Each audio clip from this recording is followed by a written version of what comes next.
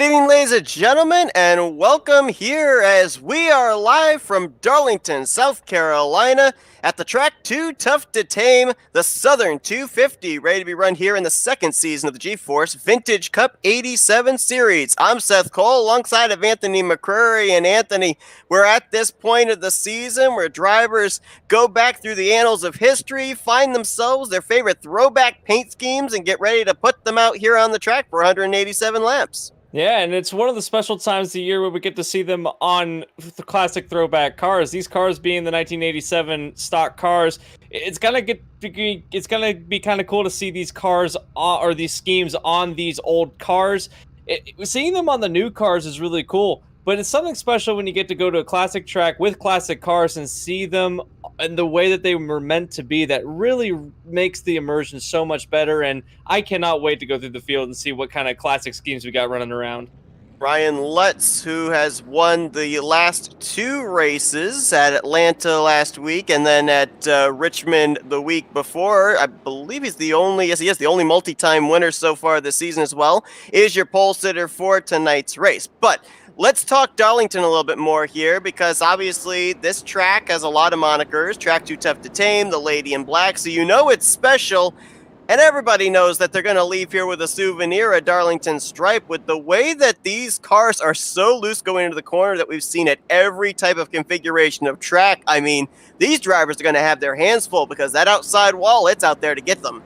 Absolutely, and it's a really thin track when you're in the turns. Down the straights, you've got a lot of room to fan out, but once you get into turns 1, 2, 3, and 4, it gets really congested, and especially in 3 and 4, the turns down there much tighter than through 1 and 2, so you have to break it a little bit more than you would have to. You can kind of ride it through 1 and 2, so I wouldn't be surprised if we see some people misjudge it. Look, you see them lining up. It's really tight up there, so that's what they're going to have to contend with all night long.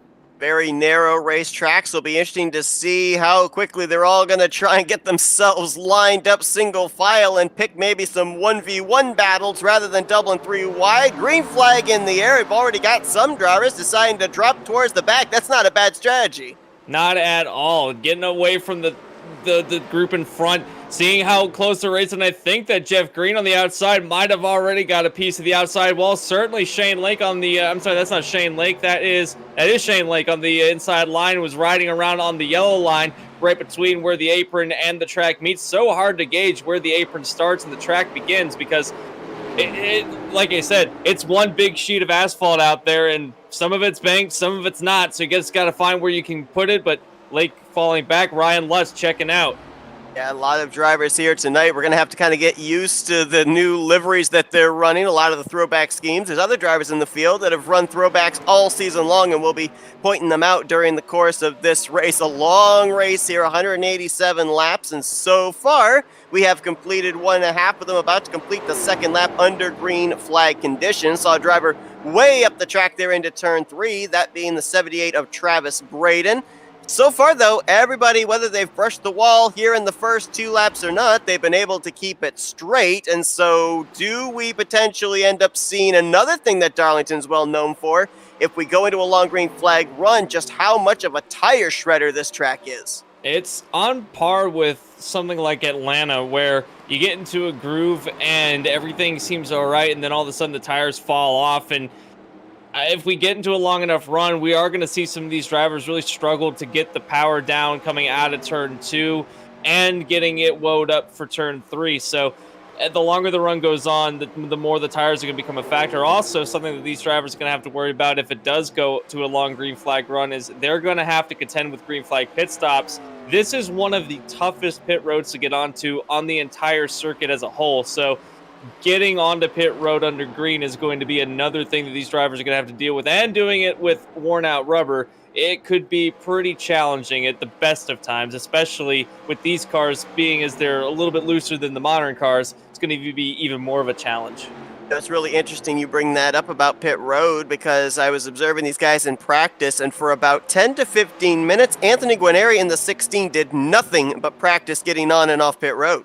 And that's going to be crucial. That could make or break a race. If you can get onto pit road faster than everybody else, you could shave 5 seconds easily by just getting onto pit road at a good enough speed. So practicing pit road entry you kind of have to go on the apron at the entrance of turn 3 rather than arcing it in at the middle of turn 3 in the middle of 4. So a much more interesting way of getting onto pit road that we see at other tracks, but something that these drivers are going to have to cope with. And I think, speaking of which, Seth Harrelson in the 07 a couple laps ago might have already gotten a stripe because he went up and tagged the wall in turn 2. So already got one on the board.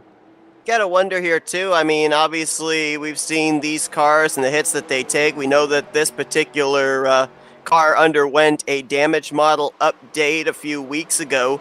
How much is a Darlington stripe going to affect you? It might cost you quite a bit now with the new damage model. We saw wheels flying off of cars from hits that didn't even look like they would cause that. So the old model, you could really scrape the car and get away with it, but I'm not so sure how well you're going to be able to do it here. It could end up knocking something loose, and then it could be detrimental. In fact, someone who's falling back behind because of that possibly is Travis Braden. He was in a good battle between Whitendorf and Morse, now is falling into the clutches of Blanton and Harrelson. He's hit the wall a couple times in turn 4, Whoa! So we might get it again in 1. He did. He got a little bit of it. We also had Jeff Green get out of shape in front of Jake Houndshell. That back end wanted to snap around. It checks Houndshell up into now a battle with our Daytona winner, Cooper Johnson. Now, we showed just moments ago Blaine Acken. He was running 4th at the time that we showed him. He's now moved his way by Jake Houndshell and Gerald Campbell, now to the 2nd position. And the reason we showed him, as well as the 3 of Christopher Morse Jr., is because the points gap really closed up after 2 weeks ago at Atlanta. Blaine Acken and Christopher Morse Jr. finished in rather close proximity to each other. It's only 13 points between those two coming into tonight's race. Yeah, really a tight points gap. Whoa, Green hit the wall. We've got Johnson and Houndshell around, no yellow. But they're able to save it. That could have been a yellow, though. They all kept it straight. Inside line, there's a huge amount of apron before you get down to an inside wall protecting pit road. And these drivers, Cooper Johnson and Jake Houndshell, were able to utilize that apron to keep their cars straight. So for the time being, we still remain under the green flag. And now we're starting to see the effects of that hit into the wall for Jeff Green. He just lost a couple of spots to Gerald Campbell, and now Travis Braden just got around him for 4th. Yeah, that 2 car is falling back. He's got quite a bit of substantial damage on the back end of the car, so that's definitely not going to help his aerodynamics. And this track is one of those tracks where you need that in order to run consistent laps. But going back to the points battle, yeah, you're right. It is much closer. Only 13 points, like you said, back to Morse. Right now, Atkin would get the most points, but we're still very early on in the race. Mackin's running 2nd. Morse is running back in 6th place. We're only on lap 11. Plenty of time for something like that to happen in the way that Morse is driving right now. It could come to an end much more abruptly than he would like to. He almost got into the back of Green. Shane Lake just got up into the wall. He's going to lose a few positions. That's Jackson McLaren getting around him, and now Hank Steinmiller trying to get around the outside. A very familiar orange-white paint scheme on that number 81, throwing it back to 2003 when Ricky Craven in that photo finish with Kurt Busch won the Cup race here at Darlington Raceway. One of the closest finishes, if not the closest finish in NASCAR history. There was a race at Talladega where it was down to, 2 1,000s, but not quite as special as the 1/1000 we saw here back in 03. And that race was more or less won because Pontiac had to kick out on the nose rather than the Ford that Kurt Busch was driving. So I think we're going to give that one to the Pontiac engineers for thinking of that kind of thing, because I don't know if he would have won that if the Pontiacs weren't so long.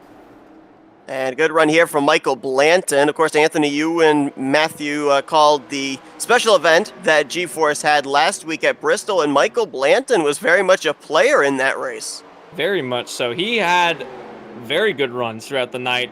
He's a dirt tracker, and he is known for running at the dirt ovals, and certainly at the new Bristol Dirt with the modern trucks. He was a factor all night long, and he's doing really well here, although we almost ran into Green, who's continuing to struggle ever since that contact earlier on. But Michael Blanton running it is a throwback now, but a throwback to the 2013, I believe. That is Jeff Gordon Drive for Hunger scheme. So kind of interesting. We were talking about seeing old schemes on the old cars, but never did I imagine we'd see newer schemes on the old cars. So this is something of a bit of a reverse for what I'm normally used to seeing. So it's kind of cool to see that too.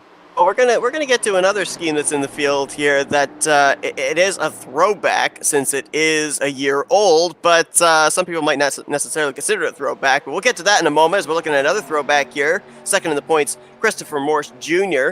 And let's not forget what happened to Christopher Morse Jr. here 1 year ago. The car in front of him, Gerald Campbell, was going to win this race. The caution came out late.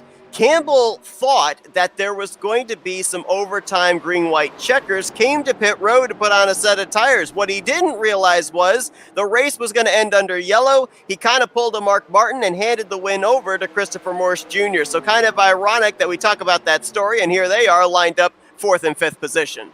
Some old habits never die. these two are still together to this day, a year later, and man, and you can see that Morse has got some speed. He's really arcing it out through turn 2. He's got a run on the back straightaway now. The difference is that Campbell seems to be much better through 3 and 4 than Morse is. So I want to imagine that Morse has probably got his car set up to be a little bit more quick down the straightaways, a little less downforce, which does hurt you through 3 and 4 because you're up to more mechanical grip. But through 1 and 2, you can see he's right up to the back bumper again for Campbell.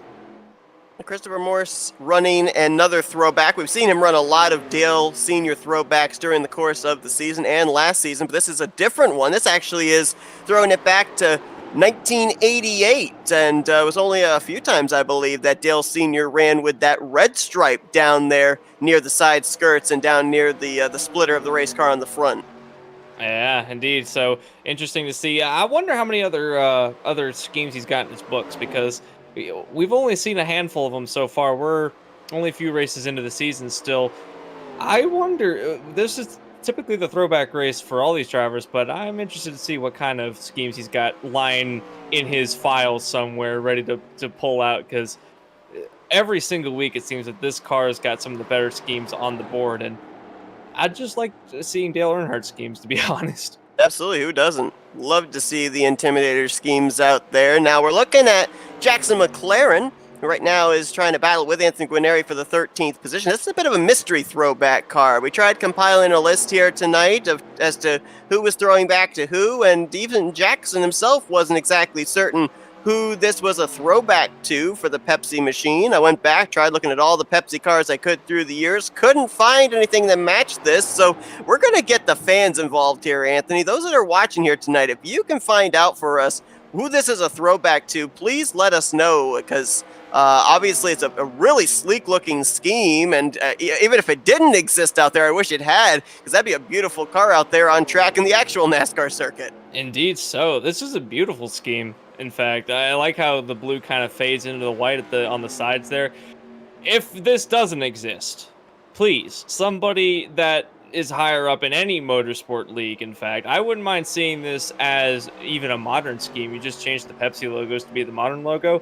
I think that could work. So, again, out there, anybody who knows what this scheme is, let us know. But if it doesn't exist, then if you know somebody that could make a paint scheme happen on a real car, shoot them an email. We could get this on a real car. But McLaren definitely rocking that scheme to the best of his abilities. Now, not running very well on the track at the moment, running about 14th. So back. Oh, there is yellow. Shane Lake in the 81 has looped it around on, I believe that is the back straightaway. There might have been some contact with the 43 of Jose Medina. He was rather low on the back stretch as well. I think that this might have been a solo, because I think he bounced back up onto the racetrack after hitting the apron. Here's a look at it here. Those left sides getting down below that dotted line. Wall just grabbed his race car and spun it almost facing to the right. Nothing he could do to save it, and you are correct, solo, nobody else hit him. And that car doesn't look too badly damaged for a car that's hit the wall here at Darlington. Yeah, no, that that looks better than some of the other tracks we've been to. He's got quite a bit of front right damage that he might need to get fixed. The new damage model might have knocked something loose from the front end. The steering might be a little bit more off than it would be, but other than that, yeah, pretty good looking race car still. Yeah, going back to the scheme that he's throwing back to, Ricky Craven back in 2003, he proved you don't have to have the prettiest car in the field to go to victory lane. I mean, that thing was all wrecked to bits. Wasn't it one of the commentators, and my mind struggles to remember which one, it says that these cars are driving horrible, and then Darrell Waltrip says, Yeah. they're driving good. They're driving great. They're fine. Yeah. So yeah, this might be a blessing in disguise. Maybe the worse the car looks, then the more the car is damaged, the better it handles at Darlington. It might be a little bit reversed here, but hopefully that this works out for him. Although the brakes, he just locked him up, so something might be going on. He might have missed pit road. And I think he did. I think you're absolutely correct that he did miss pit lane, so he'll probably have to come in the next time around as Ryan Lutz, who has led the first 24 laps of this race, comes to pit road. You obviously saw the interval over on the left side of your screen, but he had 4 seconds between himself and Blaine Acken at the time that caution flew. Acken had 6 seconds between himself and what was a great battle for the third position between Gerald Campbell, Christopher Morse Jr., as well as a couple of other drivers in that vicinity. I believe Travis Braden was also in that mix. Now it's going to shuffle things up. And this is an interesting call here, Anthony, because we saw that Blaine Ack and Ryan Lutz, the 2 fastest cars so far today, they came down pit road. Campbell, Morse Jr., Blanton, Jake Hounshell, they've all elected to stay out, and looks like they will be restarting this race on at least 25 lap old tires. I could throw Hank Steinmiller into the list, but he got out of pit road, it looks like, before Ryan Lutz did, so that might have been a fuel-only stop for the 63 machine. So some drivers coming down to get fuel, and those 4 staying out. Now, we're only 26 laps into the race. These guys can make it a little bit longer on fuel, but the tires, you got to think, are going to be the thing that's going to determine whether or not you come down pit road. I don't know if this is a good call or not. It is early on in the race that if it doesn't work out, then it's not going to hurt you too much. But some interesting experiments being thrown out by some of these crew chiefs. So it could be good for these drivers, especially if another quick yellow comes out. Now, Ryan Lutz and Blaine Atkin, they're going to have fresh tires. They might slice their way through these 5 to make it. Hank Steinmiller's dropping back. It looks like he didn't even make it to his pit stall. Oh. I think he just came down pit lane. It's not showing any time registered in his pit stall, so I'm not sure if he even took service. I don't know if he missed his pit stall or if he just decided, well, I'll pass through and see if maybe I can pick up some track position. But now with him dropping to the back, I'm not really sure what happened with the 63. The 63 running a throwback to Dale Earnhardt Jr. back when Dale Jr. in 2017 ran that National Guard gray Ghost machine. So the very familiar gray and black with the red stripes separating those 2 colors on that 63 car here tonight. Yeah, that's a very stealthy looking scheme. It almost blends in with the pavement if you were looking at it the right way. So it might be a little hard for some of these drivers to see him coming up through the field. But Steinmiller's one of those drivers that are usually at the front of the field. Tonight having some issues. I think you were right. I think he did miss his pit stall. He's actually come down not taking tires. So don't know if this is to get fuel. He's down and he's gone. That might have been to serve a penalty. That looked a bit too short to even get fuel. I'm trying to see if we can get a look at the back end of his race car, because he did have some rear end damage when we last looked. I don't know if he's utilizing a fast repair here or not. Nope, that back end still has that little bit of a push in, so he didn't use a fast repair there. As Gerald Campbell is waiting for the pace car to turn him loose to go back green there, makes the left-hand turn.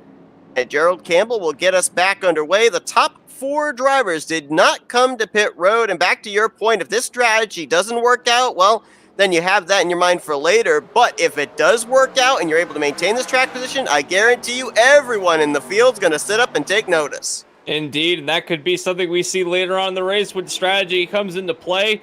Everyone has gotten kind of spread out even at the start, but Morris has stayed right with Campbell. Picture this. 1 year ago, this was the image at the end of the race, except for what happened, and now here we are again. Campbell leading the race, Morse second place. Here comes Blanton, though, trying to catch up to these two. Morse on the inside with a run. Can he get it to the inside? He has to fall back behind Campbell. Riding on board with Ryan Lutz, and you can just see right there on corner exit how those fresh tires gain him speed. He's pulling up quickly to the bumper of Michael Blanton for the third position, and he's bringing that 44 of our points leader, Blaine Akin, along with him. He is, and that is something that we didn't take into account for. Blaine Akin, he had to fight his way up to get to second place after the start of the race. Now he's restarted the race right behind the fastest car on the racetrack, so we get to see what that 44 can really do.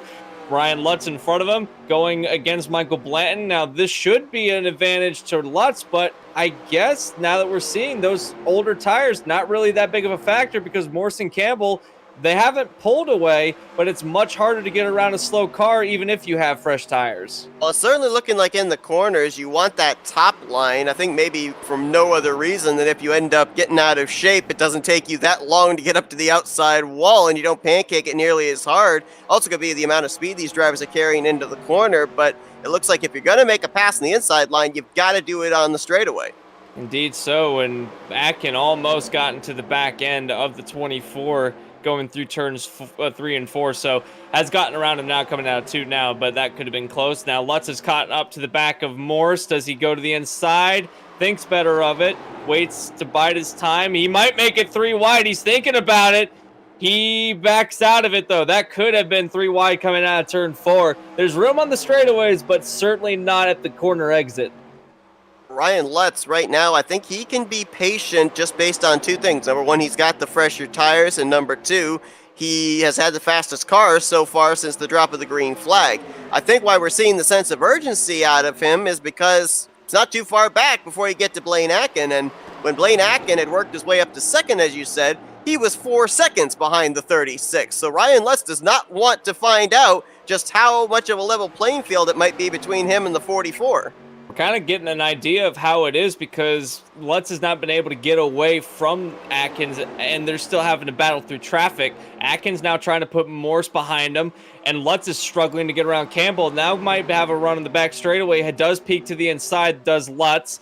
Can he get the move done into 3? He's going to try hugging it on the inside line, and that is an advantage you have with fresh tires. You can use that inside line to your advantage, and he does so. But look at the run that Campbell gets out at turn 4. This battle isn't over yet. Definitely is not. These 2 drivers right around each other in the points as well as Christopher Morse. Can they save it again? They did. Wow. Wow, that is incredible. That was a great save on Morse's part. There are about 3 saves right there. Campbell, Akin, and Christopher Morse all making great saves. The biggest loser out of that's going to be Christopher Morse Jr. Yeah, he's going to fall all the way back to 8th place, now under fire from Jeff Green. So he's got a lot of ground to make up, and now that those are old tires, he's going to have some really hot rubber to deal with. This could end up being a little bit worse off for the 3 machine, but this really benefits Ryan Lutz because now it's a 2-second gap back to Campbell, and Blaine Akin was checked up in that, which was the 2nd fastest car on the track, so it's smooth sailing for the 36 machine now. And Ryan Lutz out in clean air as well, getting that air to the nose, so the car is not going to feel nearly as tight coming off the corner as it would in traffic, as we just saw an exchange for 4th place. John Whitendorf just got by Michael Blanton. Whitendorf, of course, the entirety of the season has been running that throwback back to Harry Gant from 1987, the very familiar green and white Skoll Chevrolet. But Michael Blanton says, hey, you may have gotten around me, but I'd like to have the spot back, please. This is a very large group of cars, isn't it? Well, look at all of those cars back there. This is a large, and they've caught up to 2nd and 3rd place. So, yeah, these Blanton's trying to get to the inside, although it looks like that Whitendorf is much, much better outside of the turns. So you can see the way that Blanton drives it in. He gets the run. Does he get a run? I think he might have a run coming out of turn 2. Does he stick it to the inside? Whitendorf shuts the door. Does he take it to the inside into 3? Not quite close enough. I think he's trying to save his stuff, which is not a bad idea this early on. Yeah, got a little loose there out of turn 2, which might have stifled his momentum down the straightaway, and now a little bit of daylight between the 33 and the 24 actually drops Blanton back into the clutches of Seth Harrelson, a driver that had an issue early on in this race. Randy Koking came to pit road back on lap 9, has been sitting on pit road since then, and now his team have pushed him back behind the wall, so Randy Koking will finish 22nd here this evening as Ryan Lutz continues to build his lead. It's now 2.5 seconds back to second place Blaine Akin. Ryan Lutz in a throwback here tonight, going back to 1990 Delma Cowart's Master Economy In machine. That is a bit of an obscure one for me. I don't ever remember seeing this scheme when I was perusing YouTube for old 90s races, but it's a nice scheme, to say the least. I think he runs this scheme every week, doesn't he? He does. Yeah, so it's a nice scheme, a simple scheme on the 36 machine, and I seeing this scheme, like I said, I don't have much to go on where it came from or whatnot, but I gotta say, whoever thought of this scheme had simplicity in mind, but it works. Absolutely is. We're going to drop back here to another battle just inside, or just outside the top 5, I should say, there with Chris Morse Jr. trying to hold off Seth Harrelson. Very quiet day so far for Cooper Johnson. I feel like we keep saying that. We said this back at Atlanta as well, where he didn't seem like he was running all that well, kind of faded back early, and the next thing we know, he had a really good long-run car and fought his way up to the outskirts of the top 5, and right now in the 8th position, just quietly riding. Yeah, that is something that Johnson has done, like you said, every week so far, but he's been able to keep his nose clean for the most part. He's gotten some pretty solid finishes out of it. Like we said, already won a race at Daytona. There are no playoffs in this season, so that doesn't really necessarily help him towards the championship in that sense, but he is, however, not too far down in the point standings as I'm looking at them now. Cooper Johnson finds himself running in the 8th position in points, so not very far back in points, but still within striking distance. He can make up some good points gaps if he can have consistent finishes, which he's done so far. Issue for Jake Hounshell off of turn 2. I think he might have clobbered the outside wall there because his car darted down towards the inside wall off the second corner down the back straightaway. Loses a couple of spots from 9th now back to 11th. Hounshell coming into this race 76 points back in the 4th position. Another throwback in the field. We'll look at the 78 of Travis Braden. We've mentioned him a couple of times here tonight. Another Dale Earnhardt Sr. throwback in the field, going back to when Dale Sr. ran that very familiar yellow and blue Wrangler machine back in 1987. And that is a famous scheme, and I gotta say, this is probably the best Dale Earnhardt scheme. The Goodwrench cars, they're nice. Don't get me wrong. I love the black cars. There's something about the Wrangler scheme that always really hit differently, and seeing it with a different number it's kind of strange, not gonna lie, but the yellow and blue Wrangler, it's got that typical 80s feel. It's the quintessential NASCAR. Oh, hard pack on the wall. So there's a Darlington stripe for the 78, but it is the quintessential NASCAR race car. You think NASCAR, you look at this car and you're like, yeah, that is NASCAR. So nice to see that somebody's rocking that scheme in the field. Another scheme that someone's got running right now is the 85 of James Goshen. And you mentioned this is technically a throwback. However, it's a throwback to last year. It's Kyle Weatherman 2020 in the back of blue Chevy. So it is a throwback. But again, it's kind of like that the thing with the Jeff Gordon scheme. It is a throwback, but it's on a much older car than the scheme is. So it's kind of messes with your mind a little bit. Oh, you want to talk about messing with your mind? Let's look at another throwback just ahead of him, the 22 of Bruce Pearson. And the thing I love about Throwback Week as well, people will come out with these schemes and you think, was that actually a sponsor? Was that actually a car? Oh, yeah.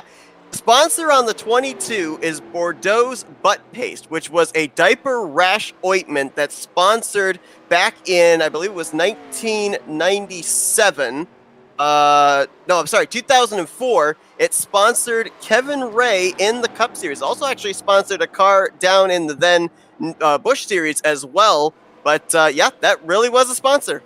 Something It looks kind of. You remember NASCAR Thunder 2000? Oh, not really NASCAR Thunder, but when the NASCAR games in 2005, when they started getting into the other series, it looks like one of those randomly generated default cars that you would get to fill in like the trucks and the Grand One of those National triple series. digits they would throw Yeah, in there. yeah, it looks like one of those schemes, and you look at it here, and it's kind of hard to believe it is a real one, but it is. It does. I just googled it. It's worth the Google. It is a thing, yeah. I was on Google as well, thinking that can't be an actual sponsor. Cooper Johnson just got the wall there off of turn 2. Seth Harrelson's going to get around him. Was Travis Braden. But yeah, it's amazing because there's schemes that are out there, and you look and you think, huh, I didn't even know that car existed. Didn't even know that those wheels touched pavement. It's interesting too that these drivers will think of these schemes and they'll pull them out because, like I said, these are obscure, but somebody had to remember they existed because there wouldn't be schemes Oh, Travis Braden, I believe. Sorry to cut you off. No, that was Seth Harrelson that got out of shape there through 1 and 2. He was able to gather it up. Oh, good save on the part of Harrelson as well. That could have been that ended in disaster. But going back to the Pearson. Oh, there is a spin right in front of the 22. That's the 81 of Lake, I think. Yeah, that was the 81. He spun going through turn 3. He's gotten it back going the right direction. No caution. Shane Lake is a lap down, I just realized. So that 81 is having some struggles. He just went a lap down, I believe, with that spin. So Shane Lake going to be a driver, obviously, hoping for a caution to come out to be able to get the lucky dog. As to your point, right now, the only car that is running -1.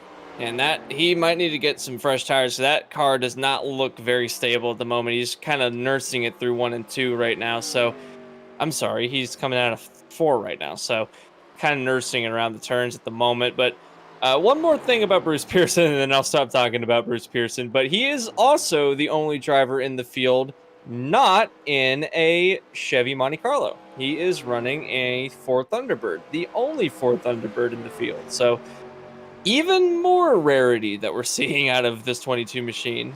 It's kind of ironic, too, because Kevin Ray, when he had the car, or had the sponsor on his car back in 04, was actually a Chevy. Caution! 42 of Bo Caro has gone around, and the yellow flag will fly for the second time here tonight, just past 50 laps into this race. That is interesting because we saw a lot of spins leading up to a yellow, but now I think 3 strikes and you're out. So Bo Caro, and this is about when the tires are going to start falling off. So interesting. It might have been another solo. It looked like the exact same thing that happened earlier. Absolutely. I think it's exactly what happened to Shane Lake as the wall just kind of grabbed the 42 and spun him around. Now, I also noticed on the telemetry, the car that was behind him, another of our throwback cars, which we'll get to momentarily, the 4 of James Roth, he was very, very slow. Yeah, he actually wrecked it as well over in turn 1 after avoiding the spinning 42 on the front stretch. Interesting. Man, there's a lot of stuff that happened on that exchange. So again, this is about where the tires are going to start falling off, and some of these cars that aren't handling very well could be that they were trying to just hold them together. But man, 2 spins that will bring out this yellow. So it begs the question: it was Caro that brought it out, but Roth certainly also in a bit of trouble too. Interesting you bring up tires, because we're going to ride on board here with the 4 car going into turn 1, and that car just doesn't seem like it turns. It just goes straight up the track. I think that might have possibly been a right front tire down. Huh. Well, that is certainly something that I don't think that he will forget anytime soon. He wasn't one of those drivers that stayed out. He did come down pit road, so yeah. Interesting that was fresh rubber. Huh. Oh, well, he's on pit road. We'll highlight him here. James Roth in another beautiful paint scheme here, throwing it back to 1986 when Buddy Baker drove the Crisco-sponsored Oldsmobile. I do remember this scheme. Not vividly, but I do remember seeing. I think I saw remember when Matchbox made NASCAR diecast? I think that I saw that. as like a collector's item. But yeah, a very beautiful scheme, very beautiful throwback to the old Crisco car.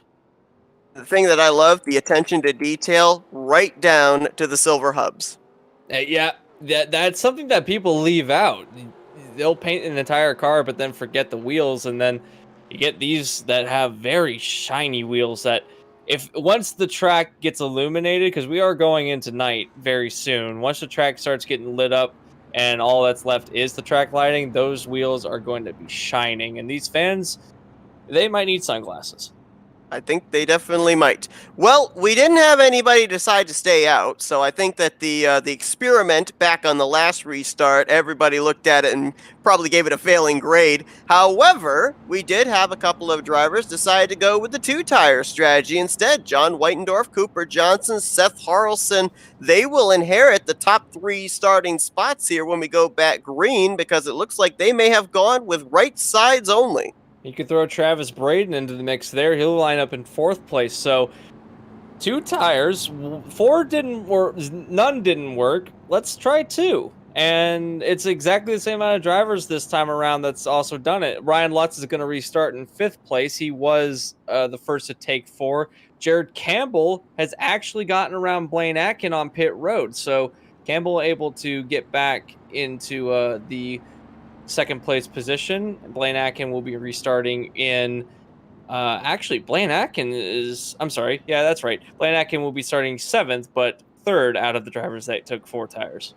James Roth has managed to stay on the lead lap. He's been down pit road a couple of times here under these pace laps, getting some more damage repaired. Shane Lake was the recipient of the lucky dog. Bo Carroll lost a lap, though, getting repairs done. And also Jackson McLaren spent a little bit of extra time on pit road here, getting, I guess, some damage repaired on his machine. He's fallen a lap down as well. So all 21 drivers still out there running, but it'll be 19 of them on the lead lap when we go back green flag racing. And a couple of drivers that kind of faded back there, and I'm just looking, it looks like they spent time getting some damage repaired.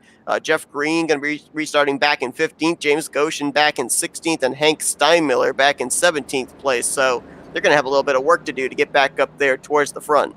They are indeed, and the last driver at the back of the pack will be the 81 of Lake. He's just now getting to the back of the field, so he will be able to restart with them. Pace car is peeled off. We're waiting for Whitendorf to get us back underway, and he does. The top 3 get going, but it looks like that Braden was caught sleeping. He holds up everyone behind him. I'm not sure what was going on with that 78 car, because he hung back about 2-3 car lengths all the way through 3 and 4 and never got up there to the back bumper of Seth Harrelson. And now Lutz has made quick work of him. They're side by side behind them between Morse and Atkin. Look at this battle. Top 2 in the standings, battling side by side on the racetrack, trying to get, that would be for the 7th position. Look out, here comes the 78. That 78 is very slow at the moment. Absolutely is. You're right. I almost wonder if maybe he might have had one of those hits into the outside wall that really is going to affect his speed. Whoa, it's a little tire smoke there out of Chris Morse Jr. going into the corner. Oh, there's going to be contact. He's into the 44, and that's going to send him into the 24, and they're wrecking on the backstretch between the points leader, Blaine Atkin, and the 24 machine. Oh, there's more cars involved. I believe it was James Goshen that came flying in the 85 as he nailed the 44 of Blaine Atkin, who was spinning down towards the inside of the track.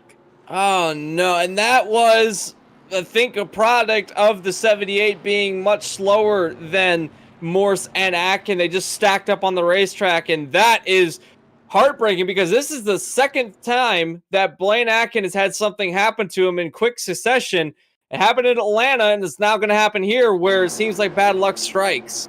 We're going to watch this again now that the first hit into the wall doesn't look too terribly bad.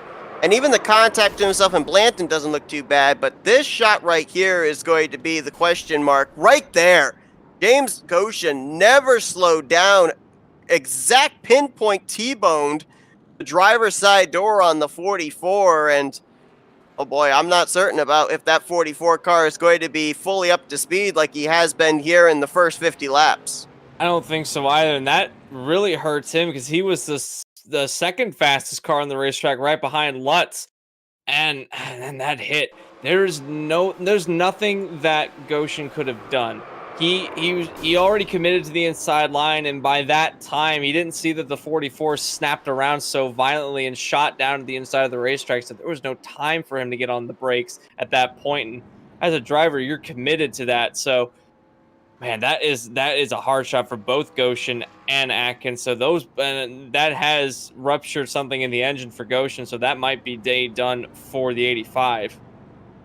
Tough break there for James Goshen, who has been doing pretty well for himself here this season. Comes into this race currently 20th in the point standings. He was looking for his second top 10 finish on the season, and to your point, with especially the damage taking place to the front end of that race car, going to be a very long extended stay for him on pit road. Blaine Akin on pit road as well, and bear in mind here, I misspoke actually back when I was talking about Hank Steimuller on pit road, wondering about whether he got a faster pair or not. These drivers don't have faster pairs at all. They got faster pairs, I believe, at the super speedways, but they do not have faster pairs anywhere else. So any damage you see a driver sustain here during the course of this race, they've either got to deal with it or they got to spend the time necessary on pit road to get it fixed, at least to have them at a manageable speed. So that effectively could have possibly taken Blaine Akin out of this race as well, because I'm not certain just how much repair they can actually put into that race car to get him back up to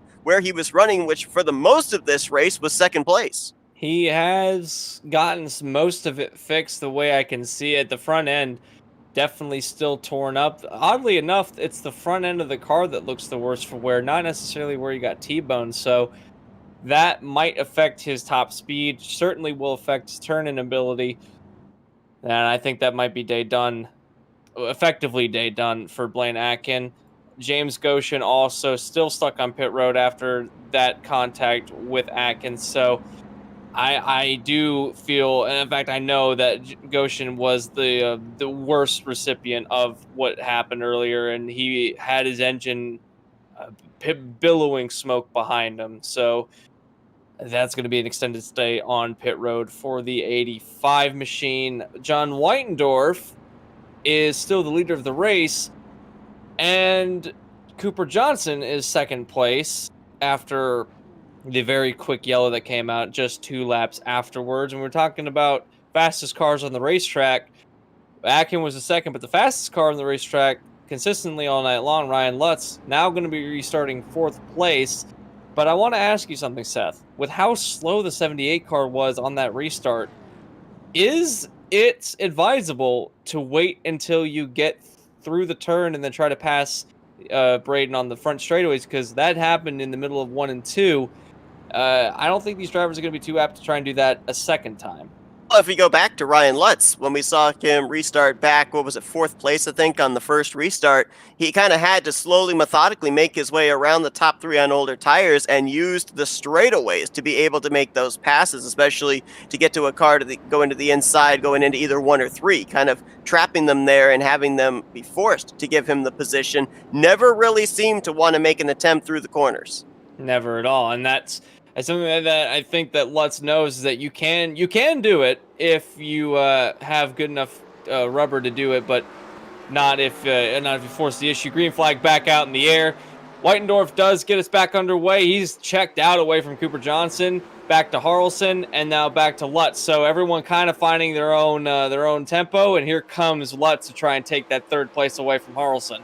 It was the second restart in a row. The 78 hung way, way back, and I've got to think that the drivers behind him not too thrilled about that, because that loses them touch with the top 5 as, well, Ryan Lutz, making me eat my own words. He actually attempted and made a pass through the corner there, getting around Seth Harrelson for the 3rd position. Now sets his sights on Cooper Johnson. To update, driver that got the lucky dog under that quick yellow, Jackson McLaren, now back on the lead lap. He's currently in the 15th position. We have 2 cars off the lead lap. Bo Caro would get the lucky dog under the next yellow. He's the only car 1 lap down. And then, we got a spinner, I think.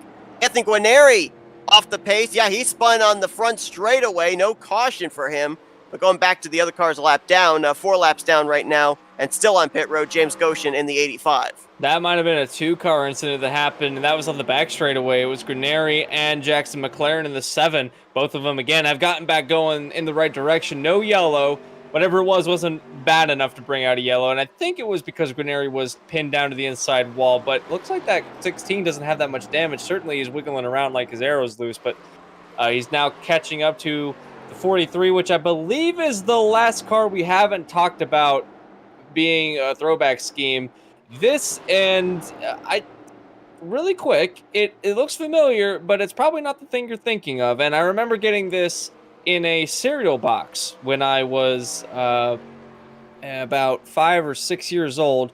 That is a John Andretti 43, not yes, a Petty 43. So they used to give these out in Cheerios boxes, and I kind of miss those days, not gonna lie. 1998 John Andretti throwback there for Jose Medina, and I believe this is actually the same paint scheme that he ran when he made his debut, which I think was actually back at Atlanta Motor Speedway 2 weeks ago. So nice to see him bring that throwback again here this week for Darlington Throwback Week.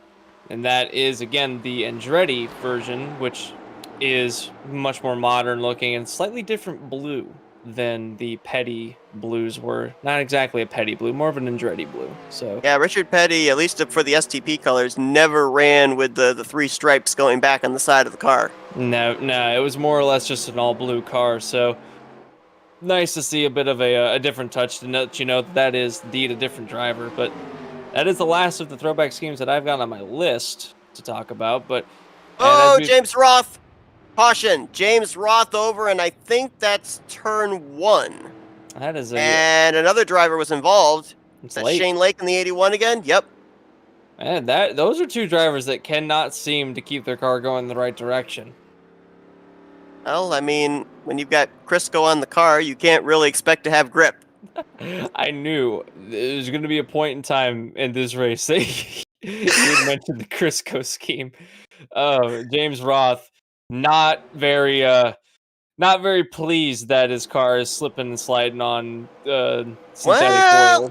He got some help. We're going to see here. He was battling with Michael Blanton in the 24, and it looks like the 24 wanted by contact into the left rear quarter panel of the Crisco machine, and then Shane Lake got some help from the car behind him. Couldn't tell who that was, as those two were trying to slow down to avoid the 4 of James Roth, depending on whether he came back up the track or not. That was Blaine Atkin that got into the back of Lake. So, man, that was a sequence of events. Now, good on the 24 for saving it on the inside of the racetrack, but it looks like that everyone got out of that with minimal damage. So, not too bad for all these guys involved.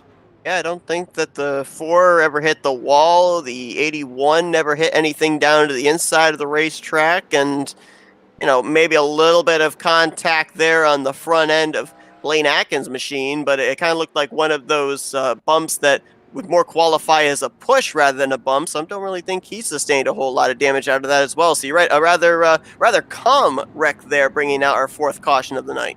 Very mundane incident that I think these drivers are very welcome to see. Throwing back to Daytona, where it seemed like if you spun, it was basically a day over, because if you'd come back on the racetrack and hit on the outside wall or anywhere on the racetrack, make contact, it was kind of a send-off, because 190 miles an hour does not translate to very light taps. But throughout the races, we've gotten to the point where we're used to seeing slower spins. We're not exactly at slower tracks per se. Atlanta is definitely one of those tracks that 2 weeks ago that is rivaling speed of Daytona. Maybe not as consistently, but much harder to drive given the old surface and the fact that it's a speedway, so there's not much banking, or not as much banking as Daytona. But these drivers figuring out how to wheel these cars around.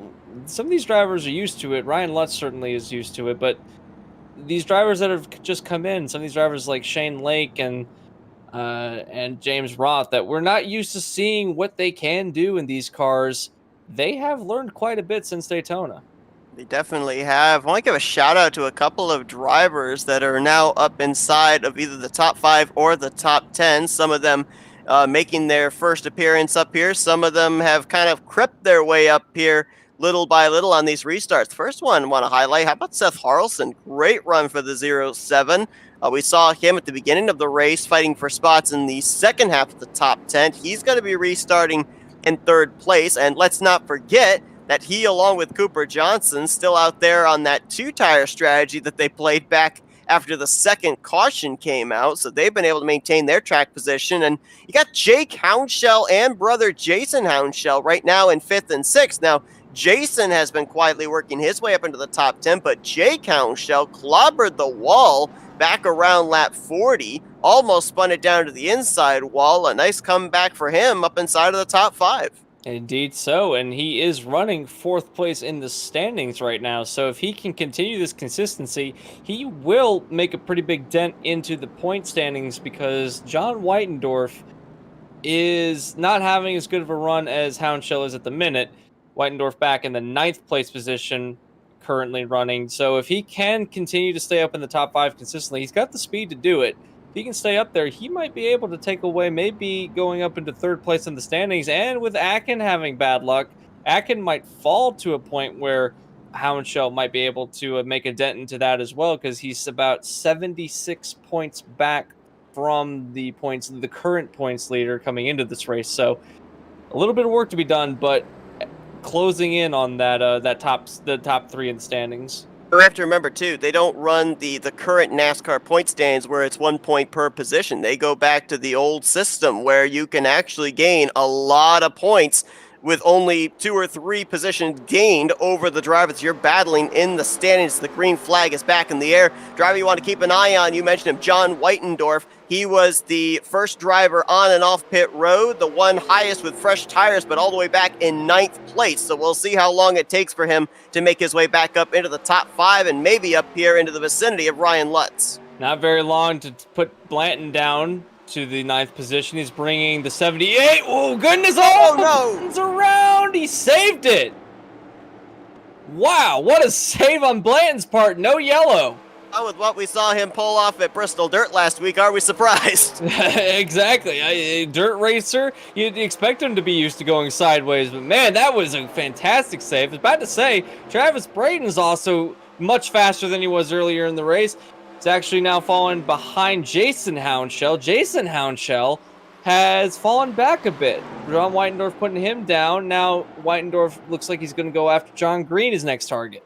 Got Jeff Green right now in the 6th position. Jake Houndshell just back there in your camera shot in 5th. And now Whitendorf going to get around Jeff Green, moving up to 6th. This is the battle right here for 2nd place, and it's a good one. You've got Cooper Johnson, Seth Harrelson, and the defending winner of this race, Christopher Morse Jr. That is 3rd through 5th right now. Indeed so, and Morse Jr., one of those drivers also, has not gotten a win so far this season. Has been close, but not quite. I believe he finished 2nd place at Atlanta 2 weeks ago, so coming off the heels of a top 3, looking to get another top 3, maybe even a win tonight. He is running 2nd place in the standings at the minute, but with Atkins' hardships earlier in the race, we are possibly, and very probably, I don't want to put the commentators' jinx on it, but we're probably looking at the new points leader coming out of this race if all goes well for the 3 machine. So doing really well, battling up here. Cooper Johnson doing well to stay with Ryan Lutz. Oh, we got a spitter, I believe. Caution's out. It's Jason Houndshell. Oh, my goodness, the car's in the air. Oh, wow. Oh, my goodness. The Wow. 43 of Jose Medina was also flying. And we were just talking about Jason Houndshell up on the top 5 or top 10. Well, just a couple laps ago, Jason Houndshell lost a ton of spots. I think he got into the wall, so that car was starting to fall off the pace even more so. And we just cut the camera to 00 to see him airborne and almost flipped over the pit wall. I don't know if that was just due to the contact he had with the outside wall or the shot possibly of the 43 of Jose Medina, who you mentioned also collected up in this incident. Well, Roth was again involved in it, and I think that it was just Medina not getting on the brakes fast enough because he came in and pile drove the 00. Oh my goodness, there is the shot. And if that had been maybe a couple feet lower on the racetrack, I'm pretty sure the 00 would have cleared the pit wall and ended up landed on pit lane itself.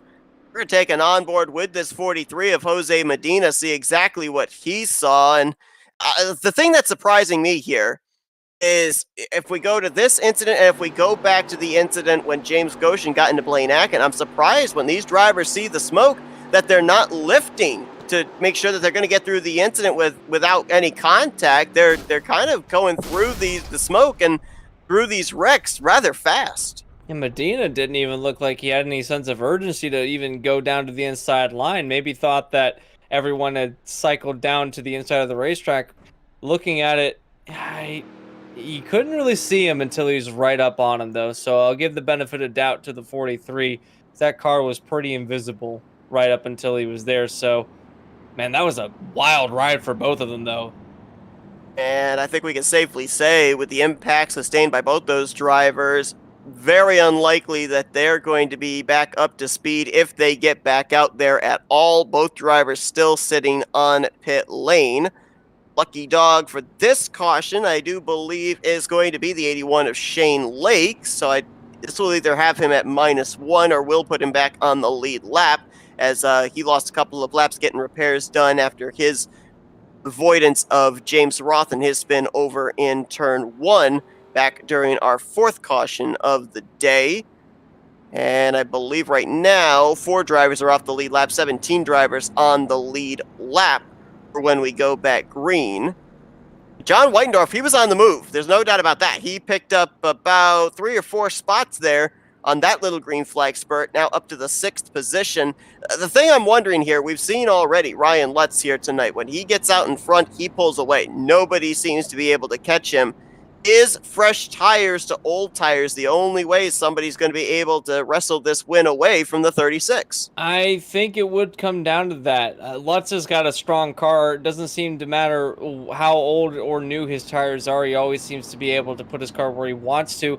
That being said, Cooper Johnson did keep it right with Ryan Lutz on the restart. He never really was able to fully get away from the 14 was Lutz. So if that is the case, I don't know if he was holding back, if he was saving his tires, which he could have been doing, but these guys are all on the same tire strategy.